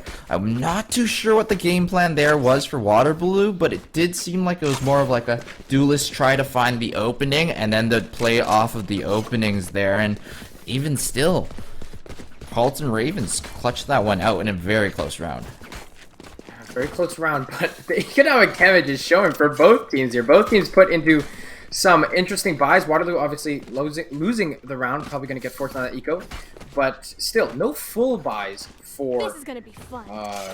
the Ravens. So it's like we're playing the first 2 rounds of the game all over again, just because of the way these rounds have been turning out. The past 2 rounds leaving only 1 member standing on each side. So Waterloo gonna play together and hopefully try to find some gun to transfer over. Yeah, and it's going to be this group in A main right now. Light's probably gonna fire off the shock dart to force anyone. Oh, that's so good value there. It was the full damage piece there. Jacklorf though, flash drive to scout out some information. Danny finding one onto Ichiro at Cat as well. A little bit early of a push from Ichira's. The A main position wasn't taken just yet by the rest of Waterloo, and it looks like they're gonna opt to back out here as they still have 1 minute to work with. Plenty of time on the board, but no brimstone means that they're gonna have to walk at the regular old speed to get there. And it does seem like Carleton are still looking towards A even after the 20-30 seconds have passed so far. Yeah, and Bladestorm out for Riv. Holding alone, but facing a Sheriff, this could be interesting, but full accuracy, of course, on those knives. Gonna get smoked off. Havex, of course, with their own Bladestorm as 30 well. seconds left. But only 30 seconds left on the clock. Waterloo's got to go here. And honestly, Ravens are probably just fine going for retake. I mean, they don't have the positioning as well as deep on the site, so they're just going to go for the retake here with the better guns. But it's going to be the person to watch as, oh no, the null command might just take down these knives if not careful. As Riv only 2 blades left, but Chinese Truck finding an opening, still suppressed though, so can't go. Riv finding Havex as well, and now with all down and Crimp in Boathouse, the Boathouse brothers. But what can you do here? But a lot of the Ravens are quite low, and this could be quite interesting. Ooh, the flash is there, and Rubsky with the judge, of course, finds 3, and that is going to be, again, all tied up. It's actually going to be Carleton Ravens going up 9-7. But even still, that was a very good round coming in from Carleton Ravens. They were going together for the most part, very slow, using the utility they needed to take one spot at a time. So first of all, they used that KO null command coming out, disabling Havex's knives so that they know, okay, we're only going up against pistols here. We don't have to worry about a Jet going crazy with the left clicks on the knives. And then afterwards, it was step by step. They're going to take lane, take stairs, and then have, okay, we know that once we have these positions, they can only be in the back of the boathouse. And then they tapped the spike and made sure that they didn't lose too many members or hand over any guns or space over to Waterloo to make any situation beneficial for them with those pistols here. And moving into this next round here, Waterloo are playing towards the A main and mid positions very aggressively, but it's just going to be that single pick onto Prim from Riv, as Riv taking down from the shadows as well. So a rotation piece taken off the board for Waterloo. Yeah, Ichiro had the mid positioning there, but obviously too much utility to go through by one person. And now could go right into the crosshair. Yep, there it is of Danny. Just holding that really tight angle, but finding the kill as need be. Now, Waterloo here, they invested already the tour de force. Now they only have 3 members left. So Riv there with the aggressive line position finds the pick, and Ravens are totally comfortable just sitting and waiting. And ooh, that smoke timing was really unfortunate. Headshot, wallbang, think something of that sort. Re-smoke for Akiko, reposition to get away. Knows that Waterloo has to make a choice soon enough. 30 seconds left. What is that going to be though? Yeah, and that choice is probably going to be A here, even though there's a smoke in front of them that they have to go through, because 20 seconds is not enough to go anywhere. And it does look like Waterloo are actually going to opt to save this round. And I do think this is an intelligent decision, because you don't have time. They will know exactly where you want to go if you're going to go anywhere. So it's better just to carry what you have to the next round here. And they do have ultimates to work with on the following round. But time is running out here, as this is going to put Carleton up to the big number 10. And any more, and it's going to get very dangerous. Yeah, very dangerous indeed. And Waterloo, you know, they thought they were going to maybe go for something a little more maybe aggressive, more akin to what they played on the defense, but now here on the attack, it looks like they every now and then they find the aggressive positioning and they find some opportunities to entry in, but the momentum usually has just been in the Ravens side, and those key rounds have been deciding how the second half goes. Now it's going to be Waterloo slowly being forced into a corner. How are they going to adapt? Now here comes the aggression that I was just talking about, pushing out onto the site, finding Rubsky already with the Hunter's Fury. Havex is on site. He's going to clear that. They're going to get the spike on the site as well. Empress pop for Ichiro. Definitely looking to invest for this round. Yeah, they've got 2 members in this main position, but the Aldrin should spot out at least Chinese Shrug, and that's Riv taking them down. They're going to get Riv another one as well, but Light is going to go to work here in this B main position. Should be able to find one more. That's 4 in the round for Light, and it's just left to Danny in this 1v3. And when Waterloo needed it most, they're showing up for it. Yeah, Light there. Not expecting 2 members main, like you said. They found one. They thought, okay, let's focus our sights on the site. Let's get the utility out there. And that was the peek on Light. Perfect timing as well. I mean, Akiko did not have the gun out. And then the slow peeks one by one. The Tracer, the angle just weren't great for Danny either. And then when he backs off, Riv peeks just unfortunately gets headshot as well. Light just backs off and leaves the rest of his team to do the work. Yeah, such a good round from Waterloo there. They changed up the pace completely. Just a hard execute off of the rip. Double Leer as well as the Hunter's Fury for some cover damage as well. And that's basically what they need to be doing. They've got to use these double duelists to their advantage. And it looks like they're doing the exact same thing. If it ain't broke, don't fix it. But Riv's got the operator posted on this angle. The smokes are perfectly timed. They're not peeking earlier than the smokes as well, so no one's gonna fall just yet. But 3 members of Carleton are here, and I hope Waterloo are gonna hit the A side, and that's exactly what's gonna happen here. They're gonna spot out Akiko as well as Prim takes the from the shadows onto the site. This should be an opening site for Waterloo plant, and they should have the timing for this. Oh, Rubsky though did find Havex on the backside. They're still going to get the spike down, but the numbers, though, still the way of the Ravens. They're all going to be choked up on Heaven, though. And if Shrug can come up big here... Oh, they heard him jump, though. They heard the audio cue. He sprang through, not finding anything yet. Spike is down. Raven's got to make a move, and it's going to start off with that 0 points. Suppressed. Chinese Shrug hiding in the smoke and hell. Riv opens up with the op. Dropping down. Chinese Shrug, though! I might have called it a bit too soon. Watch out, Jacklorf. Going to make something of his own round here. Gets spotted out by the recon dart, though, and he's only got 9 health, and the shock dart might just claim it. Light bounces it off the wall and finds that round. Crazy hectic on the drop in hell. That is Waterloo picking up another. Wow, Light. Last 2 rounds has been coming up so big for Waterloo. The round before, positioning deep, holding the flank in the main spot, unexpected whatsoever, and found the first blood with the Hunter's Fury in that round. And then this round coming up huge in this 1v1 clutch, the recon dart scan, and then immediately after the shock dart bounce to finish off the 9 HP, set up by the rest of the team for Waterloo for Light to clutch that one out. And now it's going to bring it to 9 to 10 here, and look at the guns on the side of Carleton. Nothing much to work with here, so Ichira opening things up onto Riv. Yeah, Jacklorf, pop flash out. No peeks given, but might just do it again. Now Rubsky. Ooh, Jacklorf did find 1 though, but I'm not sure if that's going to be able to transfer it over to gun because Chinese Shrug's locking down that mid angle. And now Waterloo does it again. This rotate to A, but at the very least with this stinger on Akiko, want to take down some members of Waterloo. Waits patiently, but gets spotted out.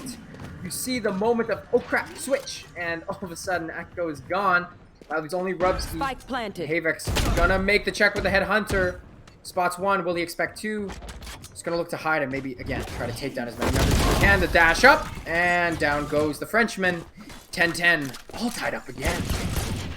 Yeah, and those rounds have been played out very well for Waterloo. They went towards the B site, faking a full-out execute. They had the instant jet dash, Arena Lear paranoia combo, and then they're like, okay, you teleported out, you got it. We took your B main, that's fine, that's all we need. You probably over-rotated off of A, we're sending our teleport over. Havex, you can go do whatever you want, distract them for as long as possible. We're sending 3 players to A, and from there, the rest of the team able to clutch it out. So well played from the side of Waterloo there. And look again, it's the same play. They're just trying to go for the super aggressive B main take. This time switching it up. No paranoia. They're going to go for the recon dart dash combo. But Carleton playing to give that space up, knowing that Waterloo are playing super aggressive there. Yeah, and Riv holding mid with op very deep here. Has the dash for safety and could find Havex if Havex isn't aware of it. But look at Akiko here. Wow, wow, wow, wow. Oh my goodness, the swing around catches a barrel, only sees 1, but then goes for the swing and meets 4 instead. Now Jacklorf forced to back off, but Hunter's Fury's double Hunter's Fury. Jacklorf caught between them. Hey guys, that's me, he says. He tries to get away, keeps himself alive for now. Waterloo, 2 members on site, 3 off, but they're hopefully going to get the spike down. That's going to be the Tilted Fox pulled out for Chinese Shrug for the post-plant hold. Hopefully going to try to contest that off. Havex gets spotted out. Running Vandal, but doesn't find the kill as Rubsky goes down. 2 on 4 now. Danny trying to shoot through, gets shot under from hell. Now it's all up to Jacklorf, but meets the barrel of this modified off, and then it's going to be 11-10 Waterloo. And honestly now, looking like they've found their niche in this game. Yeah, and the niche is simple. We're double duelist comp, so if we attack, you can't stop us. And that's what they're doing. They're attacking. Barrier drops, there's an instant jet dash in your face, and if you're not ready for it, you're gonna take some bullets to the head or some recon darts or shock darts. Some sort of damage is coming your way if you're caught with your gun not in your hand and your utility out. So make sure you're aware at all times. And this time around, they're switching up the pace once more, and it looks like Carleton are gonna catch on to this. They have someone scouting out the B main area because there's no aggression, but Akiko finds one onto Chinese Shark. They're running down mid here. Rubsky's gonna find one as well. Ichiro trading right back. Havex finds one through the smoke, and Akiko one more to top mid. And just like that, Waterloo on this gun round, a round where Ravens are just posted on this eco, are suddenly taking them down, and Danny finds another. Ichiro nowhere to go, gets spotted out. That is not a round you want to be losing as Waterloo. Yeah, really messy round coming out from Waterloo, but really nice shooting coming out from the side of Carleton. They were finding all the picks through the mid area, which generally you would think the rifles have an advantage in that position, because if you hit a sheriff shot from that distance, it's going to do 145 and not the 150 enough to take down your opponent. And so I'm not too sure how it happens, but they were just simply out-aimed there with the weaker weaponry, and Waterloo kept trying to force these fights towards mid. Yeah, Waterloo, though, still has the economy to get some pretty big guns. Shrug now on this operator, and for the first time in a while, Waterloo playing it slow again, but we've seen before that this drone, if it spots out enough info, can signal a go button, and this might be it. They push back the mid defender a bit, no resistance cats. They're going to take up a little space with Havocs here. But again, being held down by the op.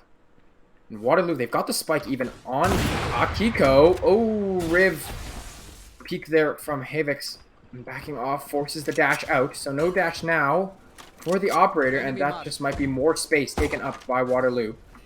Do get spotted out by the drone, however, and the repeat goes the way of Havocs. The Vandal takes down the op, and that is probably, undoubtedly, the opportunity that Waterloo was looking for. They've got Prim now holed up in wine, and this might be the A take again. Yeah, but the footsteps are gonna let Jacklorf know that this is the place to be. Akiko's also here as well. Havex is gonna dash in. Danny's on the support as well, and Akiko still hasn't gone down as the site anchor for this location. Ichira in this cat tree position, and the spike trying to rotate all the way through spawn, but I don't think it's gonna make it over in time, as you said. And so this is gonna be Carleton getting to match point first, 12 to 11 now, but guns should be on both sides still. Oh man, the heartbreak of a round. Ichira going down as well. That's match point Ravens, like you said. The hold there was just so strong. Akiko not able to be seen in the smoke, but firing through and finding members of the Warriors. And now that means forces to rotate out. Yes, they get the spike back, but there's just not enough time. They spent a lot of time at the beginning posturing around this op. They find the early pick, but they just can't convert it into a round. Spike doesn't even get to go down, as the hold there from Switch means that the execute from Waterloo is delayed, right? That position there, even though it's kind of hard to trade for, and it might just mean you get killed, Jacklorf makes it work, delays long enough for Akiko and the rest of the Ravens to come up big, and now Waterloo is just going for the A push. The dagger, the full flash, straight down, you get those, 35 to 8. Havex, Akiko finds another, and now Waterloo, they've got to scramble and come up with something on the fly, because they are now 2 members down, and Ravens are looking to maybe take this match 2 on the set. Yeah, Waterloo. Foot to the pedal, trying to just gas it through in this A main position. They aren't able to find the opener. The solo dash in from Havex with the knives out isn't able to find any picks, as a lot of the members from the side of Carleton were ready to shoot out Lears and whatnot. And Chinese Shrug, though, is able to find a trade back here onto Riv, with the Lear falling for Chinese Shrug's trouble there. And so they are able to bring it back 4 to 3, but they still have to work through 2 ultimates of both the Tour de Force and as well as the Null Command. So 35 seconds left to play here, and they don't have much map control. Yep, and 30 seconds this left. is the angle held by Rubsky, and Prim is not careful. Down goes the spike, and that ultimate leaves a slowing trail that lasts for one heck of a long time. They're gonna have to push through this as well. They don't know where Rubsky is either, so they have to check everything. They're gonna re-peek him into again, most likely. He misses the shot, but they just need to get the spike on site. But the rest of the defenders are already there, and the Ravens in the winner's final best of 3. They tie it up. They take a set 13 to 11. Yeah, very nice answer there from the Ravens, showing how Ascent should be. And I just want to know if Waterloo had adapted a little bit early on the defense side, how this map would have gone. But good on Carleton at the same time, recognizing every single time when Waterloo was playing very aggressive towards his mid position, they would know right away the response was to just run onto the site, not even use too much utility to get on because they know they needed it for a post-plant scenario. So very nice recognition from Carleton, and now they tie it up 1-1, and we're going to be going to map through 3 very shortly, but we're going to head to a quick break first, and don't go anywhere because we're going to see you guys on the other side for map 3.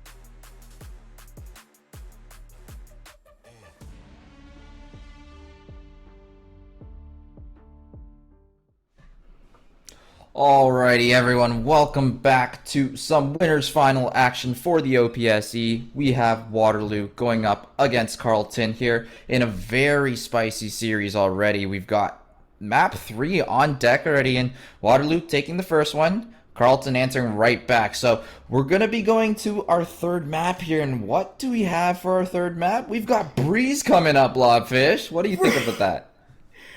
Breeze. We've never cast Breeze. You and I have never cast a Breeze map together, and Breeze is just that map that, you know, you bring it up, and I suppose this reaction kind of tells you everything you need to know about Breeze. It's polarizing a lot of aspects. It's got this reputation about it. It's plenty of long angles, plenty of huge open sights, and it's going to be really interesting to see what these teams bring, because we have not seen the Warriors play it, at least on our streams, and we haven't really seen the Ravens play it either. So it's going to be interesting to see not only the agent select, right, but just how these teams play the map. Yeah, and I'm going to be making a prediction here, and I'm going to guess that Waterloo are going to go for this double duelist comp again.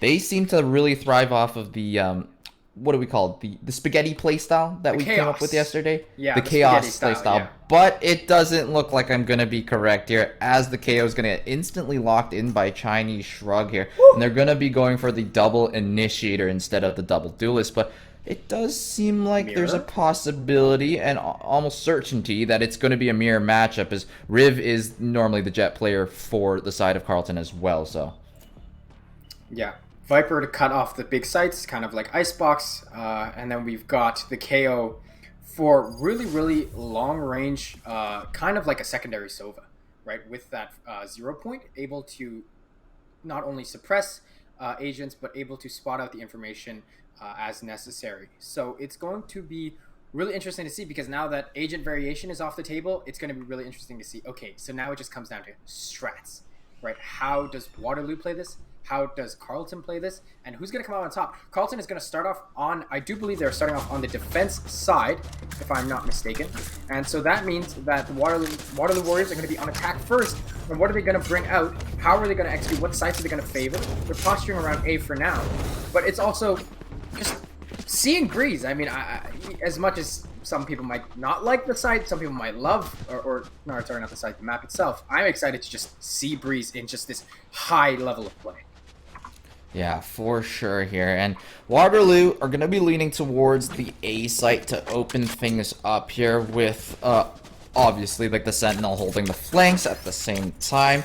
So it does look like it's going to be a pretty typical start here on the pistols. We've got a couple sheriffs out on in play here, and the recon dart is going to be the default piece of utility being used for Carleton to make sure no one's going to be walking up mid, as Waterloo have already dropped the toxic screen and popped the Owl drone to get them past to the outer side of the pyramid and start the plan on the spike as Riv takes down Chinese Shrug to open up first blood. Yeah, Danny finds another, and now Prim is stuck here on the side as Viper has to peek into a sheriff playing this left pyramid, or I suppose Havex puts it up through the wall bank for Waterloo though, and Atra finds a flank mid, and now numbers slip a little even, trades out again, and now truly even, and agent even as well, as Prim goes down, means it's all up to Itra, but you might as well just stick the plan here, because you've got Rubsky watching. There's no way Itra makes it there in time. Down he goes, and pistol round retake goes the way of the Carleton Ravens. Yeah, Carleton playing that very nicely there. They had someone positioned on that single crate just outside of the toxic screen, and the toxic screen going down at a timing where we had a couple players sitting out in the open for the side of the Warriors means that Carleton has some open shots that they can take, and they hit their shots there, and so really opens up the round for Carleton. And you also have your Viper stuck on outer pyramid, and when you're stuck like that, you can't be playing your lineup. So I think Waterloo have to manage that toxic screen gas a little bit better so that they can get into optimal post-plant positions afterwards, but it is going to be the fast A take once more with Rubsky playing in that close corner, but able to teleport out just in the nick of time. And again, though, Ichira finding these flanks. Akiko goes down. That is going to give a Spectre over to the attackers. Spike is already down. Snake bite on orange forces Rubsky out on top. No peeks given either. The post plant is going to be good, and watch the flank as well. He has to get there fast though. Shrug is, oh sorry, not Shrug, Ichira, but he's not fast enough because down goes Prim, and now Havik has to keep this on such low health. Jackal goes down. They're checking flank, but again, down goes everyone on the side of Waterloo, and the spike is going to get diffused. Carleton starting off strong here on Breeze. Yeah, and This is kind of what you expect on the second round, though. It is Breeze after all, and there's less chance that you're able to cheese out any kills because pistols, long range, open map don't really mix well together, and it's kind of what you would expect. So really well played there by Carleton, not losing too many members as well there, but Waterloo will be purchasing up into the rifles this round, so we're going to see how they're going to be able to play this one out. The only two guns that they probably really need to worry for are the Judge and the Marshal, as Rubsky getting into a more advanced position, and that's the default recon dart they've been throwing mid every single round, and this time finds its mark and scans too. This mid aggression pushing out from the side of Waterloo. Rubsky, though, holding this haul with the jump. So that means that if Prim decides for a push, might be a little worrisome. But again, Ishura opening up the round with another frag there. Havex finding another Riv going down on A. And now numbers advantage for Waterloo. They go back to pick up the spike. And now there's probably a plan forming in their heads. And that is looking like it is going to be the B site attack. Yeah, and there's going to be two members of Carleton here. It's going to be Danny with the Bulldog, Akiko with the Sheriff. They've also got this Poison Orb out front, but they know the exact position of Akiko now. So it's just Danny that's unknown on this site, but they should know at least the Sova is here. So once they've gotten all this information that two members of Carleton are on this B site, they know there's only one on A. Let's take out the flank, and now it's open for the taking. So the Mad Dash is heading over to A here. 28 seconds. Should be plenty of time for the spike to go down unless Danny has some sort of crazy shock darts to deny it. But it does seem like Ichira already has a very advanced position to stop anything from happening. But Danny finds an opener and immediately gets shut down. The Bulldog headshots. I've been a victim of too many of those. And yeah, as it goes, only losing one member there. The Waterloo Warriors quick rotations. Get them the spike plant, obviously, now is the true test of Breeze. The full rifle rounds, and whether or not these teams decide to go for some of these more aggressive long-range peaks. Like you said, you were expecting a double duelist Bowser, but standard comps on both sides means that we might not see a lot of actual long-range peaks from these teams. And again, a focus for the side of Waterloo. The same shock dart spike combo, or sorry, Poison Cloud combo, but they don't break the dart, and that is going to give plenty of information over to the side. Yeah, and that's a good play coming out from the side of Carleton because that dart was new. That dart has always been thrown mid, so they were not expecting it whatsoever. Oh my god, this flash drive is perfect, but the Ichira teleport comes out in time. I thought he was going to go for the knife instead, and if he did go for the knife, that would have been the operator disabled for Ichira, and that peak would have gone so much better for the side of Jacklorf there. So difference between utility could have made a little bit of a difference there. Chinese Shrug throwing the knife of their own, and that's going to mean that nobody is in that position, so they know that the team is split up either 3 on A or 3 on B and 2 on the opposite site because no one is holding this mid position. Yep, and ooh, Jacklorf, down he goes. 3 members mid for Waterloo, and now they've just got this map like a snake. Now it's just like a death match over here almost. Prim finds Rubsky, but is he expecting one on the right? Nope. Danny gets the spike. That is key. Shrug goes down, but Riv takes Danny's place. Will they be expecting it? No! Shrug just runs at him with his knife out. And now they know where Riv is, though, and they have to be careful for him, but they're going to try to think it twice. They find the spike, dashes away, keeps himself safe, goes down. Snake fight not enough to kill anyone or deny the spike grab. So he's going to go down, and now Akiko has to hit both the members here. Here's one with the reload. Knows Havex's general position, but can't see him. Down Havex goes, and a messy round, but a round nonetheless for the side of Waterloo. Yeah, very interesting round that unfolded there. It seemed like all the attention were on those mid-wood doors, and everyone was getting caught running with their knife out, and then someone's just sitting there on the spike waiting with a free kill, and it was both sides going back and forth doing that same mistake, and in the end Waterloo are able to clutch that one out as they get a couple sprays through the wood door and are able to retrieve the spike and get it down in time before the time ticks out. So it's gonna be an eco round coming out from the side of Carleton, and they're gonna get super aggressive in this aiming position as they got 4 members of the Ravens there pushing out. But I'm sure this trademark might spot him out, but Chinese Shrug takes the peek before the trademark's even popped, and he's going to be walking into the shorty. Prim finds the headshot before anything unfortunate happened, and it's just Jacklorf left on this site to hold it down. Watch above you, Havex, as Rubsky jumps up on Orange and finds the headshot. Last player Now standing. the Malcolm man comes out. Ishra Spike again planted. consistently finding picks on this flank watch. Leaves Rubsky alone with the classic. Getting denied of any abilities. Getting pushed up by this KO. Shrug looking for the kill. Rubsky, what do you do here? Maybe find a right click. Maybe try to get away. You do have the ult back now.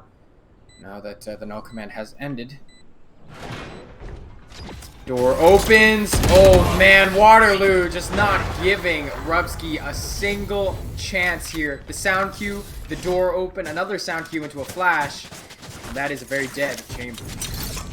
Yeah, very nice round there from Waterloo. They knew exactly where to watch and what kind of aggression to expect. It was Chinese Shrug to open up the round, so aware that they could be already into the shot position and had that crosshair perfectly on the head, ready for the peek. And once they find the first kill, they were able to keep going forward and not lose any more members. Not dying to that shorty of was Prim finding the headshot to make sure that didn't happen, and then from there it's just looking for those long range fights as Havex, big kill onto Riv, who was tagged up by the drone, so that cloudburst probably wouldn't have done anything anyways, and Havex also destroying Danny's drone at the same time, while Ichira looking for the pick onto B.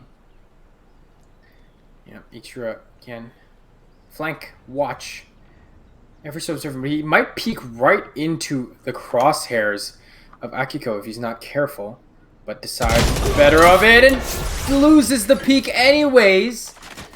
But if Waterloo can get on this site here, that could still be for them, but they flash themselves, I do believe, and now Danny and Jacklorf are doing the whole point while no one's checking for Jacklorf in between pyramids. And now it's all up to Prim. 1v4 with the Vipers picked down, but suppressed. Would have to be a miracle here, or something, or nothing short of it. Will this wall 30 seconds left. the Ravens? Oh, as now they're coming for the 3-person swing. They all know where Prim is. Here comes the pop flash, dodged, but no shot connected, and that is Waterloo just a little disoriented, and a little uncoordinated. Yeah, very interesting idea. A lot of them were trying to run through the toxic screen, but they didn't run through together. The flash timing was a little bit off, and they weren't aware of where the trades needed to happen, because a player would die to someone from the Ravens, and in the position that they were in, they would still be in the same spot, but nobody from Waterloo was looking in that same direction after following through the toxic screen, so not too sure what was going on in the comms, but it is a hectic situation, so there could be other comms going off at the same time, and that's going to even up the score once more. Very tight game so far on this map of Breeze, but look at Carleton. They've got full control of the elbow position all the way deep into almost the spawn here as Danny finds an Aldrone tag and looking for a Hunter's Fury. Ooh, he's going to tag up Light. And now look, here it comes. Watch. But Danny's already found a pick, and oh, Riv! Ooh, finds it anyways. Misses the first one, gets the reset, and now Waterloo's getting pitched. Shrug finds the first spike kill though, and that just means that they get the rotate off. Rubsky rotated through mid to site. Now here comes the full rotate for Akiko as well, getting onto B. Now Waterloo has to push through 4 members of this Carleton team. Pop flash out. The defensive wall now up for Akiko. Checking for the close corner, and now Waterloo has a lot to do here. Can they check all of the boxes? Yes, they find one, but Danny's out mid. 30 seconds left. Now it's the 2-on-3. Yeah, and the spike is gonna go down. Ichiro also able to teleport out. The operator means that the 27 HP is actually not that important because it's a one-shot, one-kill gun as long as you don't miss. Ichiro is going to be holding this angle, but how long will Ichiro watch for? Because if he does get timing by repositioning, just like I said it, Danny finds a timing. This could be the free double kill, and Ichiro whiffing on Jackalorf as well. They don't know that Danny's here, but this information's so important. It's just Light now in this 1v3, and there's not much Light can do. Not enough HP, and they're going to be able to stabilize as well, so that means 3 guns carried over into the next round as well. And that was a tough situation. Ichiro just moving away from the angle on the perfect timing. Yeah, absolutely unlucky. There's so many timing moments throughout this series already, and you've said it before. I believe you were the one that told it to me, but timing is such a key aspect of VALORANT sometimes, and just the sheer fact that we can see everything as casters, and unfortunately Ichiro could not in that moment, means that we just have to sit and grip our armrest tightly as we wait for the inevitable to happen. And now, even though we're still so close, Waterloo here now has to get something here in this gun round, because if not, they're going to be slapped on in a very rough eco. The operator traded over to Riv as well, so that's back on the table. And could get Ichiro down, the previous holder going down to this off now. Pulling out the Hunter's Fury, though, is Light. Can he find anyone, though? He's clearing out left attacker left pyramid, but it's not going to find any value either. So now Waterloo down a member, down an ult. Now down some information as well. What is the play for them in this enemy? Yeah, it's very, very tough, especially how they're down members. Aldrone spotting out a lot as well. Damage already onto Havex too, so it's going to be super tough to bring them back in this round. They're going to need some picks here, and it's going to start with that when Havex taking down Riv, who was using the operator as well. So they're going to get some space opened up towards the B site, but they know that Akiko is somewhere close inside of this Viper's pit. They have 2 options here, and one would be to push into the spawn, but Chinese Shrug in a 180-degree angle has to worry about both the site as well as the spawn, and so the rest of Waterloo are heading towards the A site. Rubsky taking out Havex at the same time as well, so it's going to be the 2v4 and see what Light can do with Prim. Yeah, Akiko coming on mid, could get caught with the knife out, but oh, they spot each other. But he's playing this close angle. Will Akiko expect it? Oh, hesitates for a moment, but recenters the crosshair, does well, and now Danny cleans it up. Round 5 on the board. And just again, unfortunate timings for the members of Waterloo. Havex, they're not able to connect the shots on to Rubsky in the back of side. A little bit of BM here now for Danny. He will get the spike defused and put up another round on the board. Waterloo now in a bit of dire straits in this first round. Still plenty of rounds to go, but they've got to start pulling it together a little bit because it's looking like it's unraveling at the seams. Yeah, very, very tough situation to be in for Waterloo right now. It's the Murphy's Law. I've mentioned it before and I'll say it again. It's Murphy's Law. Anything bad that can happen will happen, and it's the timings. If there's a chance that there's an opening for a timing, you will get timing. And last round, it was the operator of Ichiro. This round, it was Chinese Shrug walking into an angle where he could be seen from both sides. And Chinese Shrug was checking towards site, gets shot in the back by Spawn instead. And you've got to be aware that when you make these plays, there is a risk associated with it. But if there's any way you can reduce those risks, it would increase your chances. So it's gonna be very, very tough, and we do have a tech pause coming out right now, so it's gonna be a moment before we can return back to the game. 5-3 for Waterloo right now, and it's a little bit rough of a buy too. We've got light shields on Chinese Shrug, and I'm not too sure what Light can purchase up after this tech pause as well, so it's gonna be a very interesting one going forward still. Yeah, absolutely. And through this technical pause, gonna see Waterloo putting 4 rifles, but not a lot for Light. Has enough to buy a gun, but no shield, so gonna see most likely some sort of mid-buy here for him. Not sure which it will be though. Yeah, and one thing that's very interesting to note as well is that I don't think we've seen Rubsky use the Tour de Force or the Operator as much on this map. It's always going to be the Tour de Force rather than the Operator, and then they put the Op on Riv instead.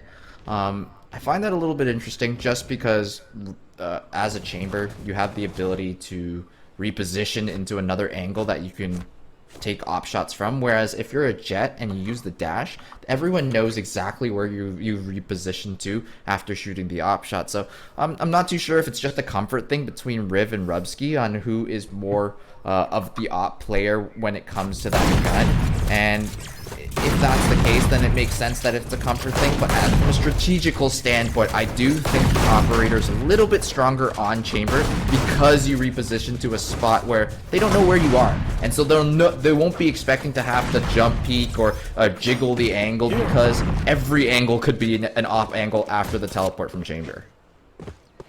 Yeah, absolutely. So looks like this pause might be running down soon, as looks like Light has reconnected. And actually, I want to mention on both sides, not interesting setup of guns coming out, but still this tech pause here. I'm really curious to see whether Waterloo can really find a way to... I'm not sure whether it was the first picks or just the rotations that were getting them these advantages in the previous maps, but we know the Breeze is just so different from the others. The long maps, the rotate timing as well is just so different from the other maps, and Carleton has made Waterloo work for these matches. It's not like they've been letting themselves be rolled over. They have been fighting tooth and nail, and they took map 2 in quite convincing fashion in certain sections. And now as we head towards this technical pause being over, it's going to be interesting to see if Waterloo can... Because I'm not sure if Breeze was Waterloo's pick or not. It might actually just be Carleton's pick for map. I'm not sure. We'd have to check for that one. But either way, we haven't seen Waterloo play on Breeze, and I'm wondering if maybe this map is giving a bit of uncomfortability, as here they come, though, running straight to the B side, already getting taken down. Akiko finding 3, finding 4. Could this be an ace? Yes, it is, just like that. We waited that long on the technical pause, and only got around to last for about 5 seconds. Wow, that was just some good shooting from Akiko, and Waterloo not being able to find the trade, but the initial engagement was extremely forced as well. They ran through both the poison orb and then through the snake bite as well. So you're taking double the damage for each bullet, plus you're ticking down HP because of the snake bite as well, and Akiko being able to land their shots very consistently in the close range with a phantom as well. So very fast, very quick ace, very anticlimactic situation for the side of Waterloo, but I do think that the tech pause was because of some ping issues with Light, so hopefully they are able to perform a little bit better with the ping a little more consistent now. And Waterloo in this eco probably don't have too much to say. Maybe Havex with the knives can get something done, and there's the caster curse immediately. Danny taking down Havex. 2 quick picks from that upper mid position. 2 members down, and again Waterloo found themselves in this position before, down 2 members, but now also on an eco. Yes, they do have the Tour de Force on Ichira, but where do they go? What do they hit? Akiko hitting or playing that same position that got him that ace the round before. They're gonna have to clear that as well. So really not sure what the play is here for Waterloo, and they might not know either. They're posturing around B, but they have to check every corner meticulously. They can't just run onto site. But actually, it's going to be Prim who makes it there first, but then gets taken down by Akiko. Last player Akiko finds a standing. second now. Again, all down to this op with 4 bullets in it. What can you find? And what can they find is the question of the day, and the answer of the day is also nothing. So Danny, being able to shut down 2 ultimates on that round, very crucial. The Havex ultimate of the Bladestorm, and then finally Ichira's tour de force as well. So Danny, very nice shooting there. The crosshair placement normally just so that you can get those headshots instantly and not have to use the aim as much. And that's going to put them 7-3 here, and I wonder what Waterloo have to respond with, because it looks like it's going to be the fast B execute again, and we've already seen how that's gone the first time around, so we'll see if there's an adaptation, but this time it is the null command. That's going to deny the poison orb, and no snake bite as well, so this should be a quick kill, but Kiko with a really fast flick, Chinese Shrug trading right back, Rubsky also taking down Shrug. Yeah, now Shrug is in a really difficult situation because to revive him, they might cross. Oh, the cubby actually keeps him alive, but then goes right back down. Very unfortunate as Rubsky's holding his position. What? Riv's pit is up. Riv's off will have to be traded for a shorty, but that might actually be something decent if you can swing around and hit this pistol shotgun. Getting a pick. Ichiro pushing out, but gets traded. 2-on-1 for Prim. Here's the spike getting tapped, but could just get shot in the back if he's not careful. Has to go for the defuse, gets swung on. Rubsky coming up big with the hold. Not enough sight clear. Ultimately, in the end, they go down again. The Warriors now trailing behind 8-3. Last round before the switch. Yeah, and it was a good initial execute coming out from Waterloo. The trades were going pretty even for the most part. But it was the situation afterwards where they're trying to set up the post plant. There's a KO down, so you want to stabilize that core, but Prim's focused on getting the spike down and then getting the Viper's pit up. And it's like Waterloo, each individual player has like a goal in mind, but as a unit, the pieces don't really come together, because if you're trying to stabilize the core while Prim's trying to get the Viper ult up, then you're both working by themselves, and the KO is just going to immediately get taken right back down. So you need to clear up some space first before you can get that core stabilized, and Prim as well still had double snake bites dying at the end and can't get them off onto the spike as well. So it's just like the picture isn't clear after they get that spike down, but beforehand, it was clear that they knew what they were doing. They were using the KO to counter the Viper to get onto that site as fast as possible. Rubsky finds an opener onto Shrug, and Prim trades right back onto Danny. Now Havex hooked in, looking for another pyramid, dodging the flat rim, and the shot comes in. Havex, good timing, too many angles to look. But they've got a member on the flank. Riv is there, and if Riv can make something happen here with his position, it could be big, but has the off with his peak. Blocking sight. But at least that's information. The rest of the UW members are quite low. They have to play together. That's 2 on orange and 1 close here. Ichiro playing the corner, waiting for this op to peek. Yeah, 2 ops on the side of Carleton. What can you do? If you peek incorrectly, you'll fall right into one of them here. As Akiko takes down Prim. Havex and Ichiro find their respective kills as Havex finds the last one as well onto Akiko. Very great round from Waterloo, turning a bad situation into a winning one for themselves there. And that's going to give them an 8-4, transitioning to the defense side half of things. And it's not a bad half for Waterloo. 4-8 is definitely recoverable from, as long as you can get these pistol rounds. Yeah, and the pistol rounds, not sure even in this series, haven't always been going the way of Waterloo. They haven't gone the way in the first round on the attack. So we're going to see if they can shut down the Ravens here. And they might have the read on this because there's no members actually truly on site. And the Ravens are stuck this B main. So they might want to push up B aggressively, though. The Waterloo style, I suppose. But the moment they hear the drone, they might just look back to that B site, because I don't think Prim is going to be able to stop this on her own. Not. Now they're on site. Has to watch for the drone. Has to watch for the Sheriff on Riv. Riv takes him down first. Now it's 4v5. Riv just snake bite vulnerable. This is a pistol round. Expect a bloodbath. Jackalorf opens up on the next. Ichiro takes him down as well. Akiko getting shock darted, but Waterloo in dire straits right now.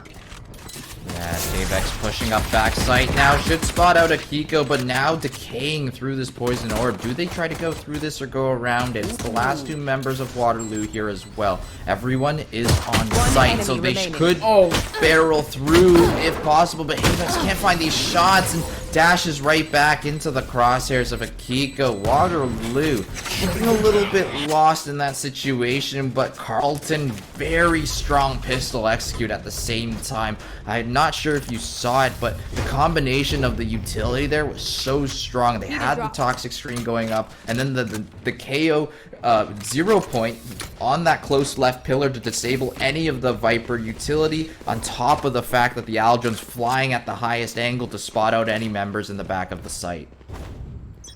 Yeah, absolutely. And right now, like you said, Waterloo don't want to lose that round, and now they're in this sort of semi-mid buy, and it's going to be the Bucky that finds the first frag. Oh, but it doesn't find the second. That would have been big if Light had found access to that second kill. Murphy's Now, all of Waterloo's members rotated A. They have nothing left B. They have Prim. He hears the rotate, but he's only got a shorty, I do believe. Yeah, so what is the play here? As they're all going to jump down window to get on site, but Prim might have something going here, but oh man, if just had maybe a longer range weapon as the spike prepares to go down. That was the most unfortunate thing that could have happened to Prim. Prim found all the members. Let me finish that point later as Havex and Rubsky, everyone putting in some work right now. Just kills being traded back and forth as Prim gets the upgrade for the Bucky from the shorty. Not much better, but just a little more range as Shiny Shrug gets an opening onto Akiko, but Akiko doesn't fall. A body shot's the only thing that connects, and they know Prim's on this flank. Still need to get the spike plant down though, but now has to wait out the spike. Oh, sorry, the snake bite as well. When Shrug spots Riv, but can't connect the Marshall shot. If the guns were just a little different, maybe this story would change, but now Riv's gonna be forced to peek this at like 30 health, and down it goes. Now it's Shrug with the classic. Could get access to a free kill! Finds one! Whoa! The headshot on the second! Shrug clutches the round with 3! Wow. That started off really messy on Shrug's part. The shots weren't connecting on an Akiko that wasn't looking, but those shots are the hardest shots to hit. But Shrug, keeping composed, relaxes for half a second, and then finds the last 2 shots that they needed to connect. And Shiny Shrug coming up big in that 1v2 clutch. Oh my goodness, that was the break that Waterloo needed. This gets them in a decent position, puts Ravens on an eco, they get guns, and they can get a little bit of time to breathe. They don't get sent to double digits. Now, what is the plan here for the Ravens now on the attack? They're going to default a bit, send one, and still got plenty of rounds to burn through. Yeah, and well, like you said, the default is the plan here, but the default is very augmented. They're looking for heavier mid control. Havex taken out. Riv, that's in the elbow position. 2 other members there, not able to trade any damage back over either. It's gonna be another kill for Light as well, as Jacklorf not aware of that angle being positioned in the nest spot as Havex takes another peek, but Danny finally cleans one up. That's only 33 HP remaining. Decent damage so far, but not the best round for Carleton, and a very strong round coming from Waterloo, and they know where Akiko is. They're gonna probably finish this one off relatively quickly as Akiko's dropped down to 74 HP. And there it is. Prim cleaning that final kill up as well.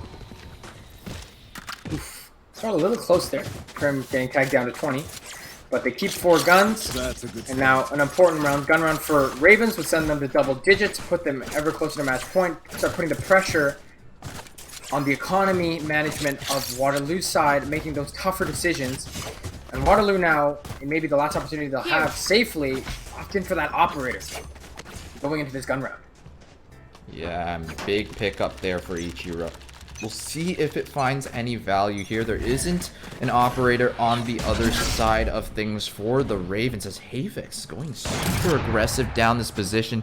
Is probably gonna get the angle before getting spotted out by the trademark here. And this timing looks so good. Oh no, the trademark spots him out. Doesn't use a cloud burst or any sort of utility to clear for it. And it's going to be a 1-for-1 trade, though, so it's not the worst situation as well. Oh, but Prim could be in danger of getting Cloudburst peaked by Riv if not careful. But just going to go back to B. Lone member tier now. And the walk is good for the Ravens. Just slowly making their way there. That's one snakebite used. The only snakebite used for Prim. And if Prim doesn't win this fight, this could be dangerous territory for the Warriors now, as Riv now gets to push way up into CT. Has to check for the back, obviously, but no destruction on that recon drive probably means that it's safe to go, and now they have full site control. And now they're going to get the Viper pit down as well. This is really pretty cool. They have an op. Well... Yeah, Riv finding the magical timing on Light right when the Al drone is popped, and Chinese Shrug now looking again at this 180-degree angle. It's so hard to these scenarios, and it looks like Chinese Shrug is just gonna say, make the call that they should save the guns as much as possible here, as the economy isn't too bad, but it's not a great situation to try to win from. This is a good flash from Chinese Shrug taking out Riv, and I don't think they realize, but there are a couple more members. Oh no, they're all exiting on the other opposite side, and I don't think they should have the timing to wrap around, so these guns will be carried over to the next round, and a very important gun being carried over as well. It's the operator on Ichiro. There. Yeah, the operator stays in the hands of Waterloo. They've still got enough to go for one more buy. One more hurrah. As Ravens get ever closer to winning this best of 3 winners finals at OPSE, knocking down the Warriors to the losers bracket, securing themselves the winner of the top bracket. Waterloo, they're not out of the count yet, but you better not run out of steam. Hopefully there's still some gas left in the tank. Here is now the Ravens stack 4 on B side, and it's only Prim again here to maybe try to hold it down. Repsky got the tour de force, watching mid doors. Oof, Light could have an opportunity to spot some big info here. And that flash is a lot of noise cue. Oh, this is also a good 0 point to cancel out the Al drone. So much value, just a signature ability, and now Light dry peeking into 3 members. Gets destroyed. All 3 members having a part to play in that kill as well. 2 of them probably finding a body shot, but Havex is able to trade right back. Havex also finding a second one. Jacklore not able to connect the flick, and now Havex is looking for more here, but OPSE now back off, spotting 2 more members of the other team of Ravens, and that's a lot of info because there's only 3 alive left for the side of Ravens, but Danny still finds the opening on Chinese Shrug, and this is going to even up the numbers a little bit. Another timing. Prim cleaning up Danny.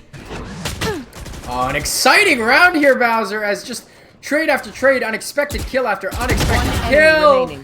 Prim, though, hoping to lock down B all on their 30 own. seconds left. Knows that there's still one person there, most likely. Has the spike in control. Riv, no tailwind, only updrafts, but could get up here on this position. And Prim has to watch out, because there's the headshot.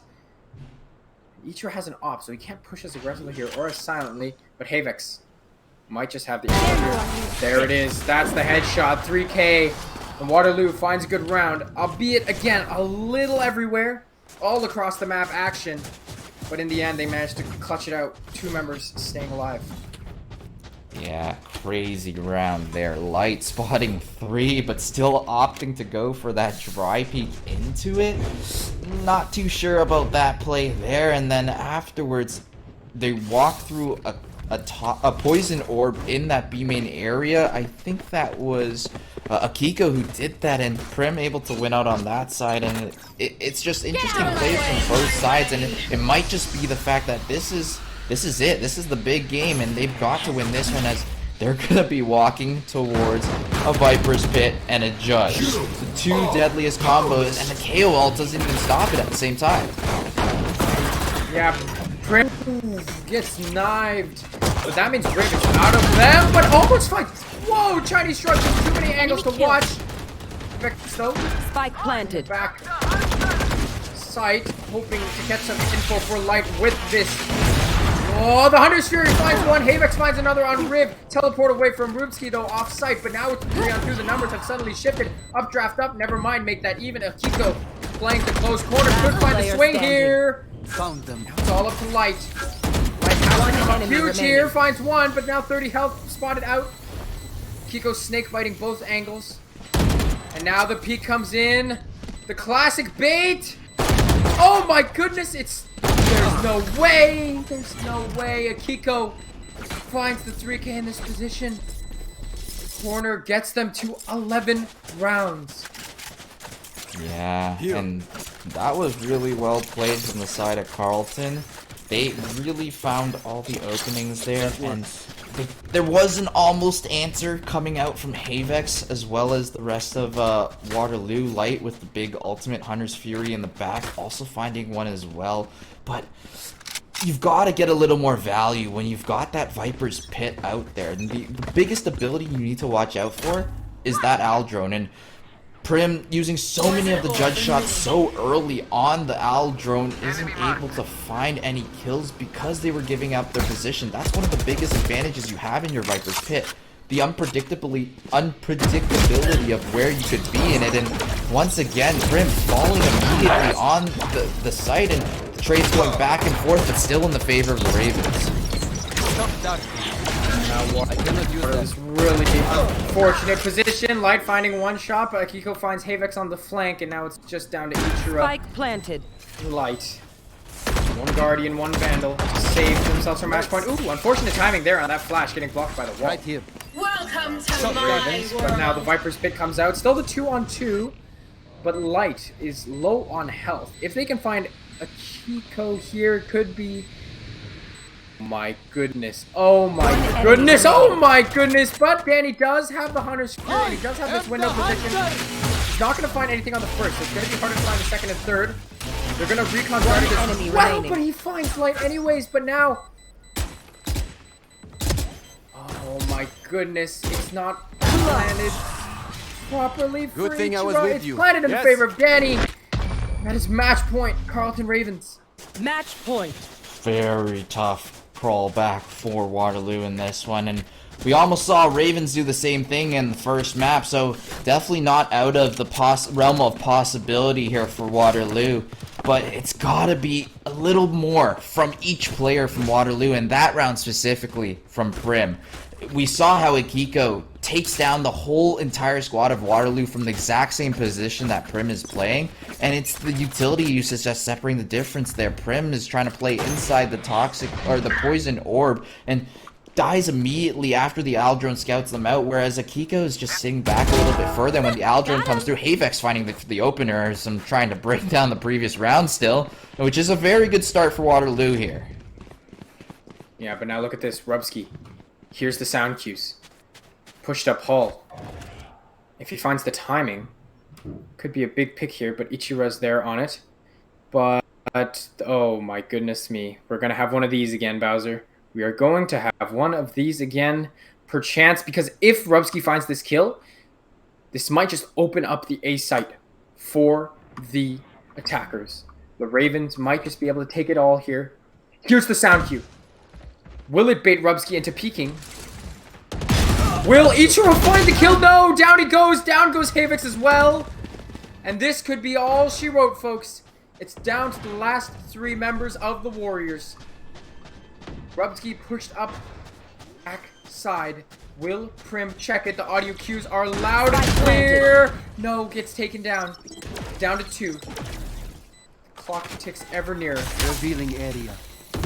And it's down to Light and Shiny Shrug to try to secure this one out for Waterloo. Another round to play if possible, but the setup is so good from the side of Carleton, and it's perfect as they don't even lose another member in this game here, as Carleton Ravens take it over Waterloo 13-7 on Breeze.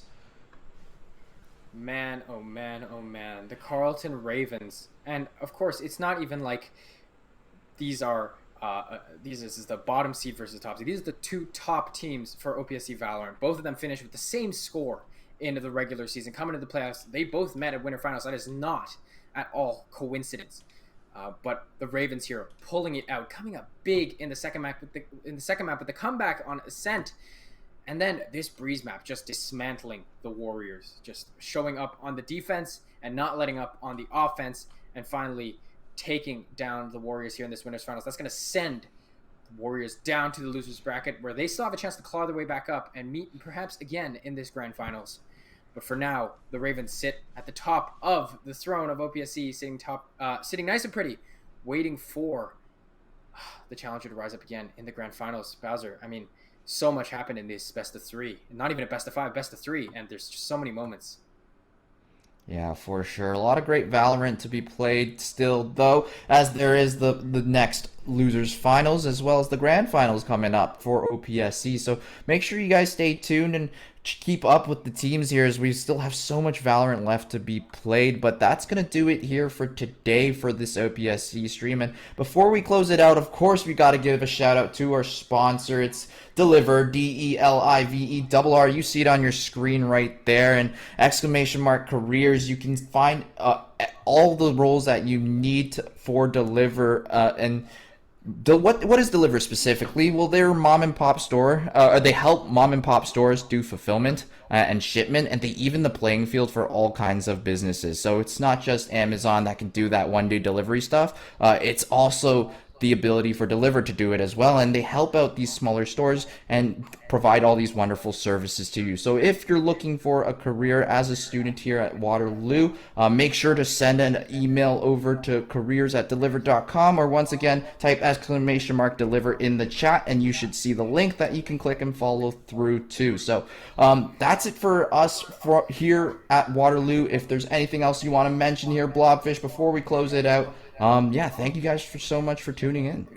Absolutely. GG, well played to both the Carleton Ravens and the Waterloo Warriors. Congratulations to the Ravens for moving on here at OPSC, and hopefully these two teams might meet again in the grand finals. But that is all for Bowser and I here at the caster desk. Luigi in production. Thank you all for being here tonight and watching these two teams duke it out in this winners finals, OPSC Valorant best of three. We hope to be back very soon with more streams, so make sure that you don't miss those when they come out. But that is all from us tonight. Thank you so much for watching. See you next time.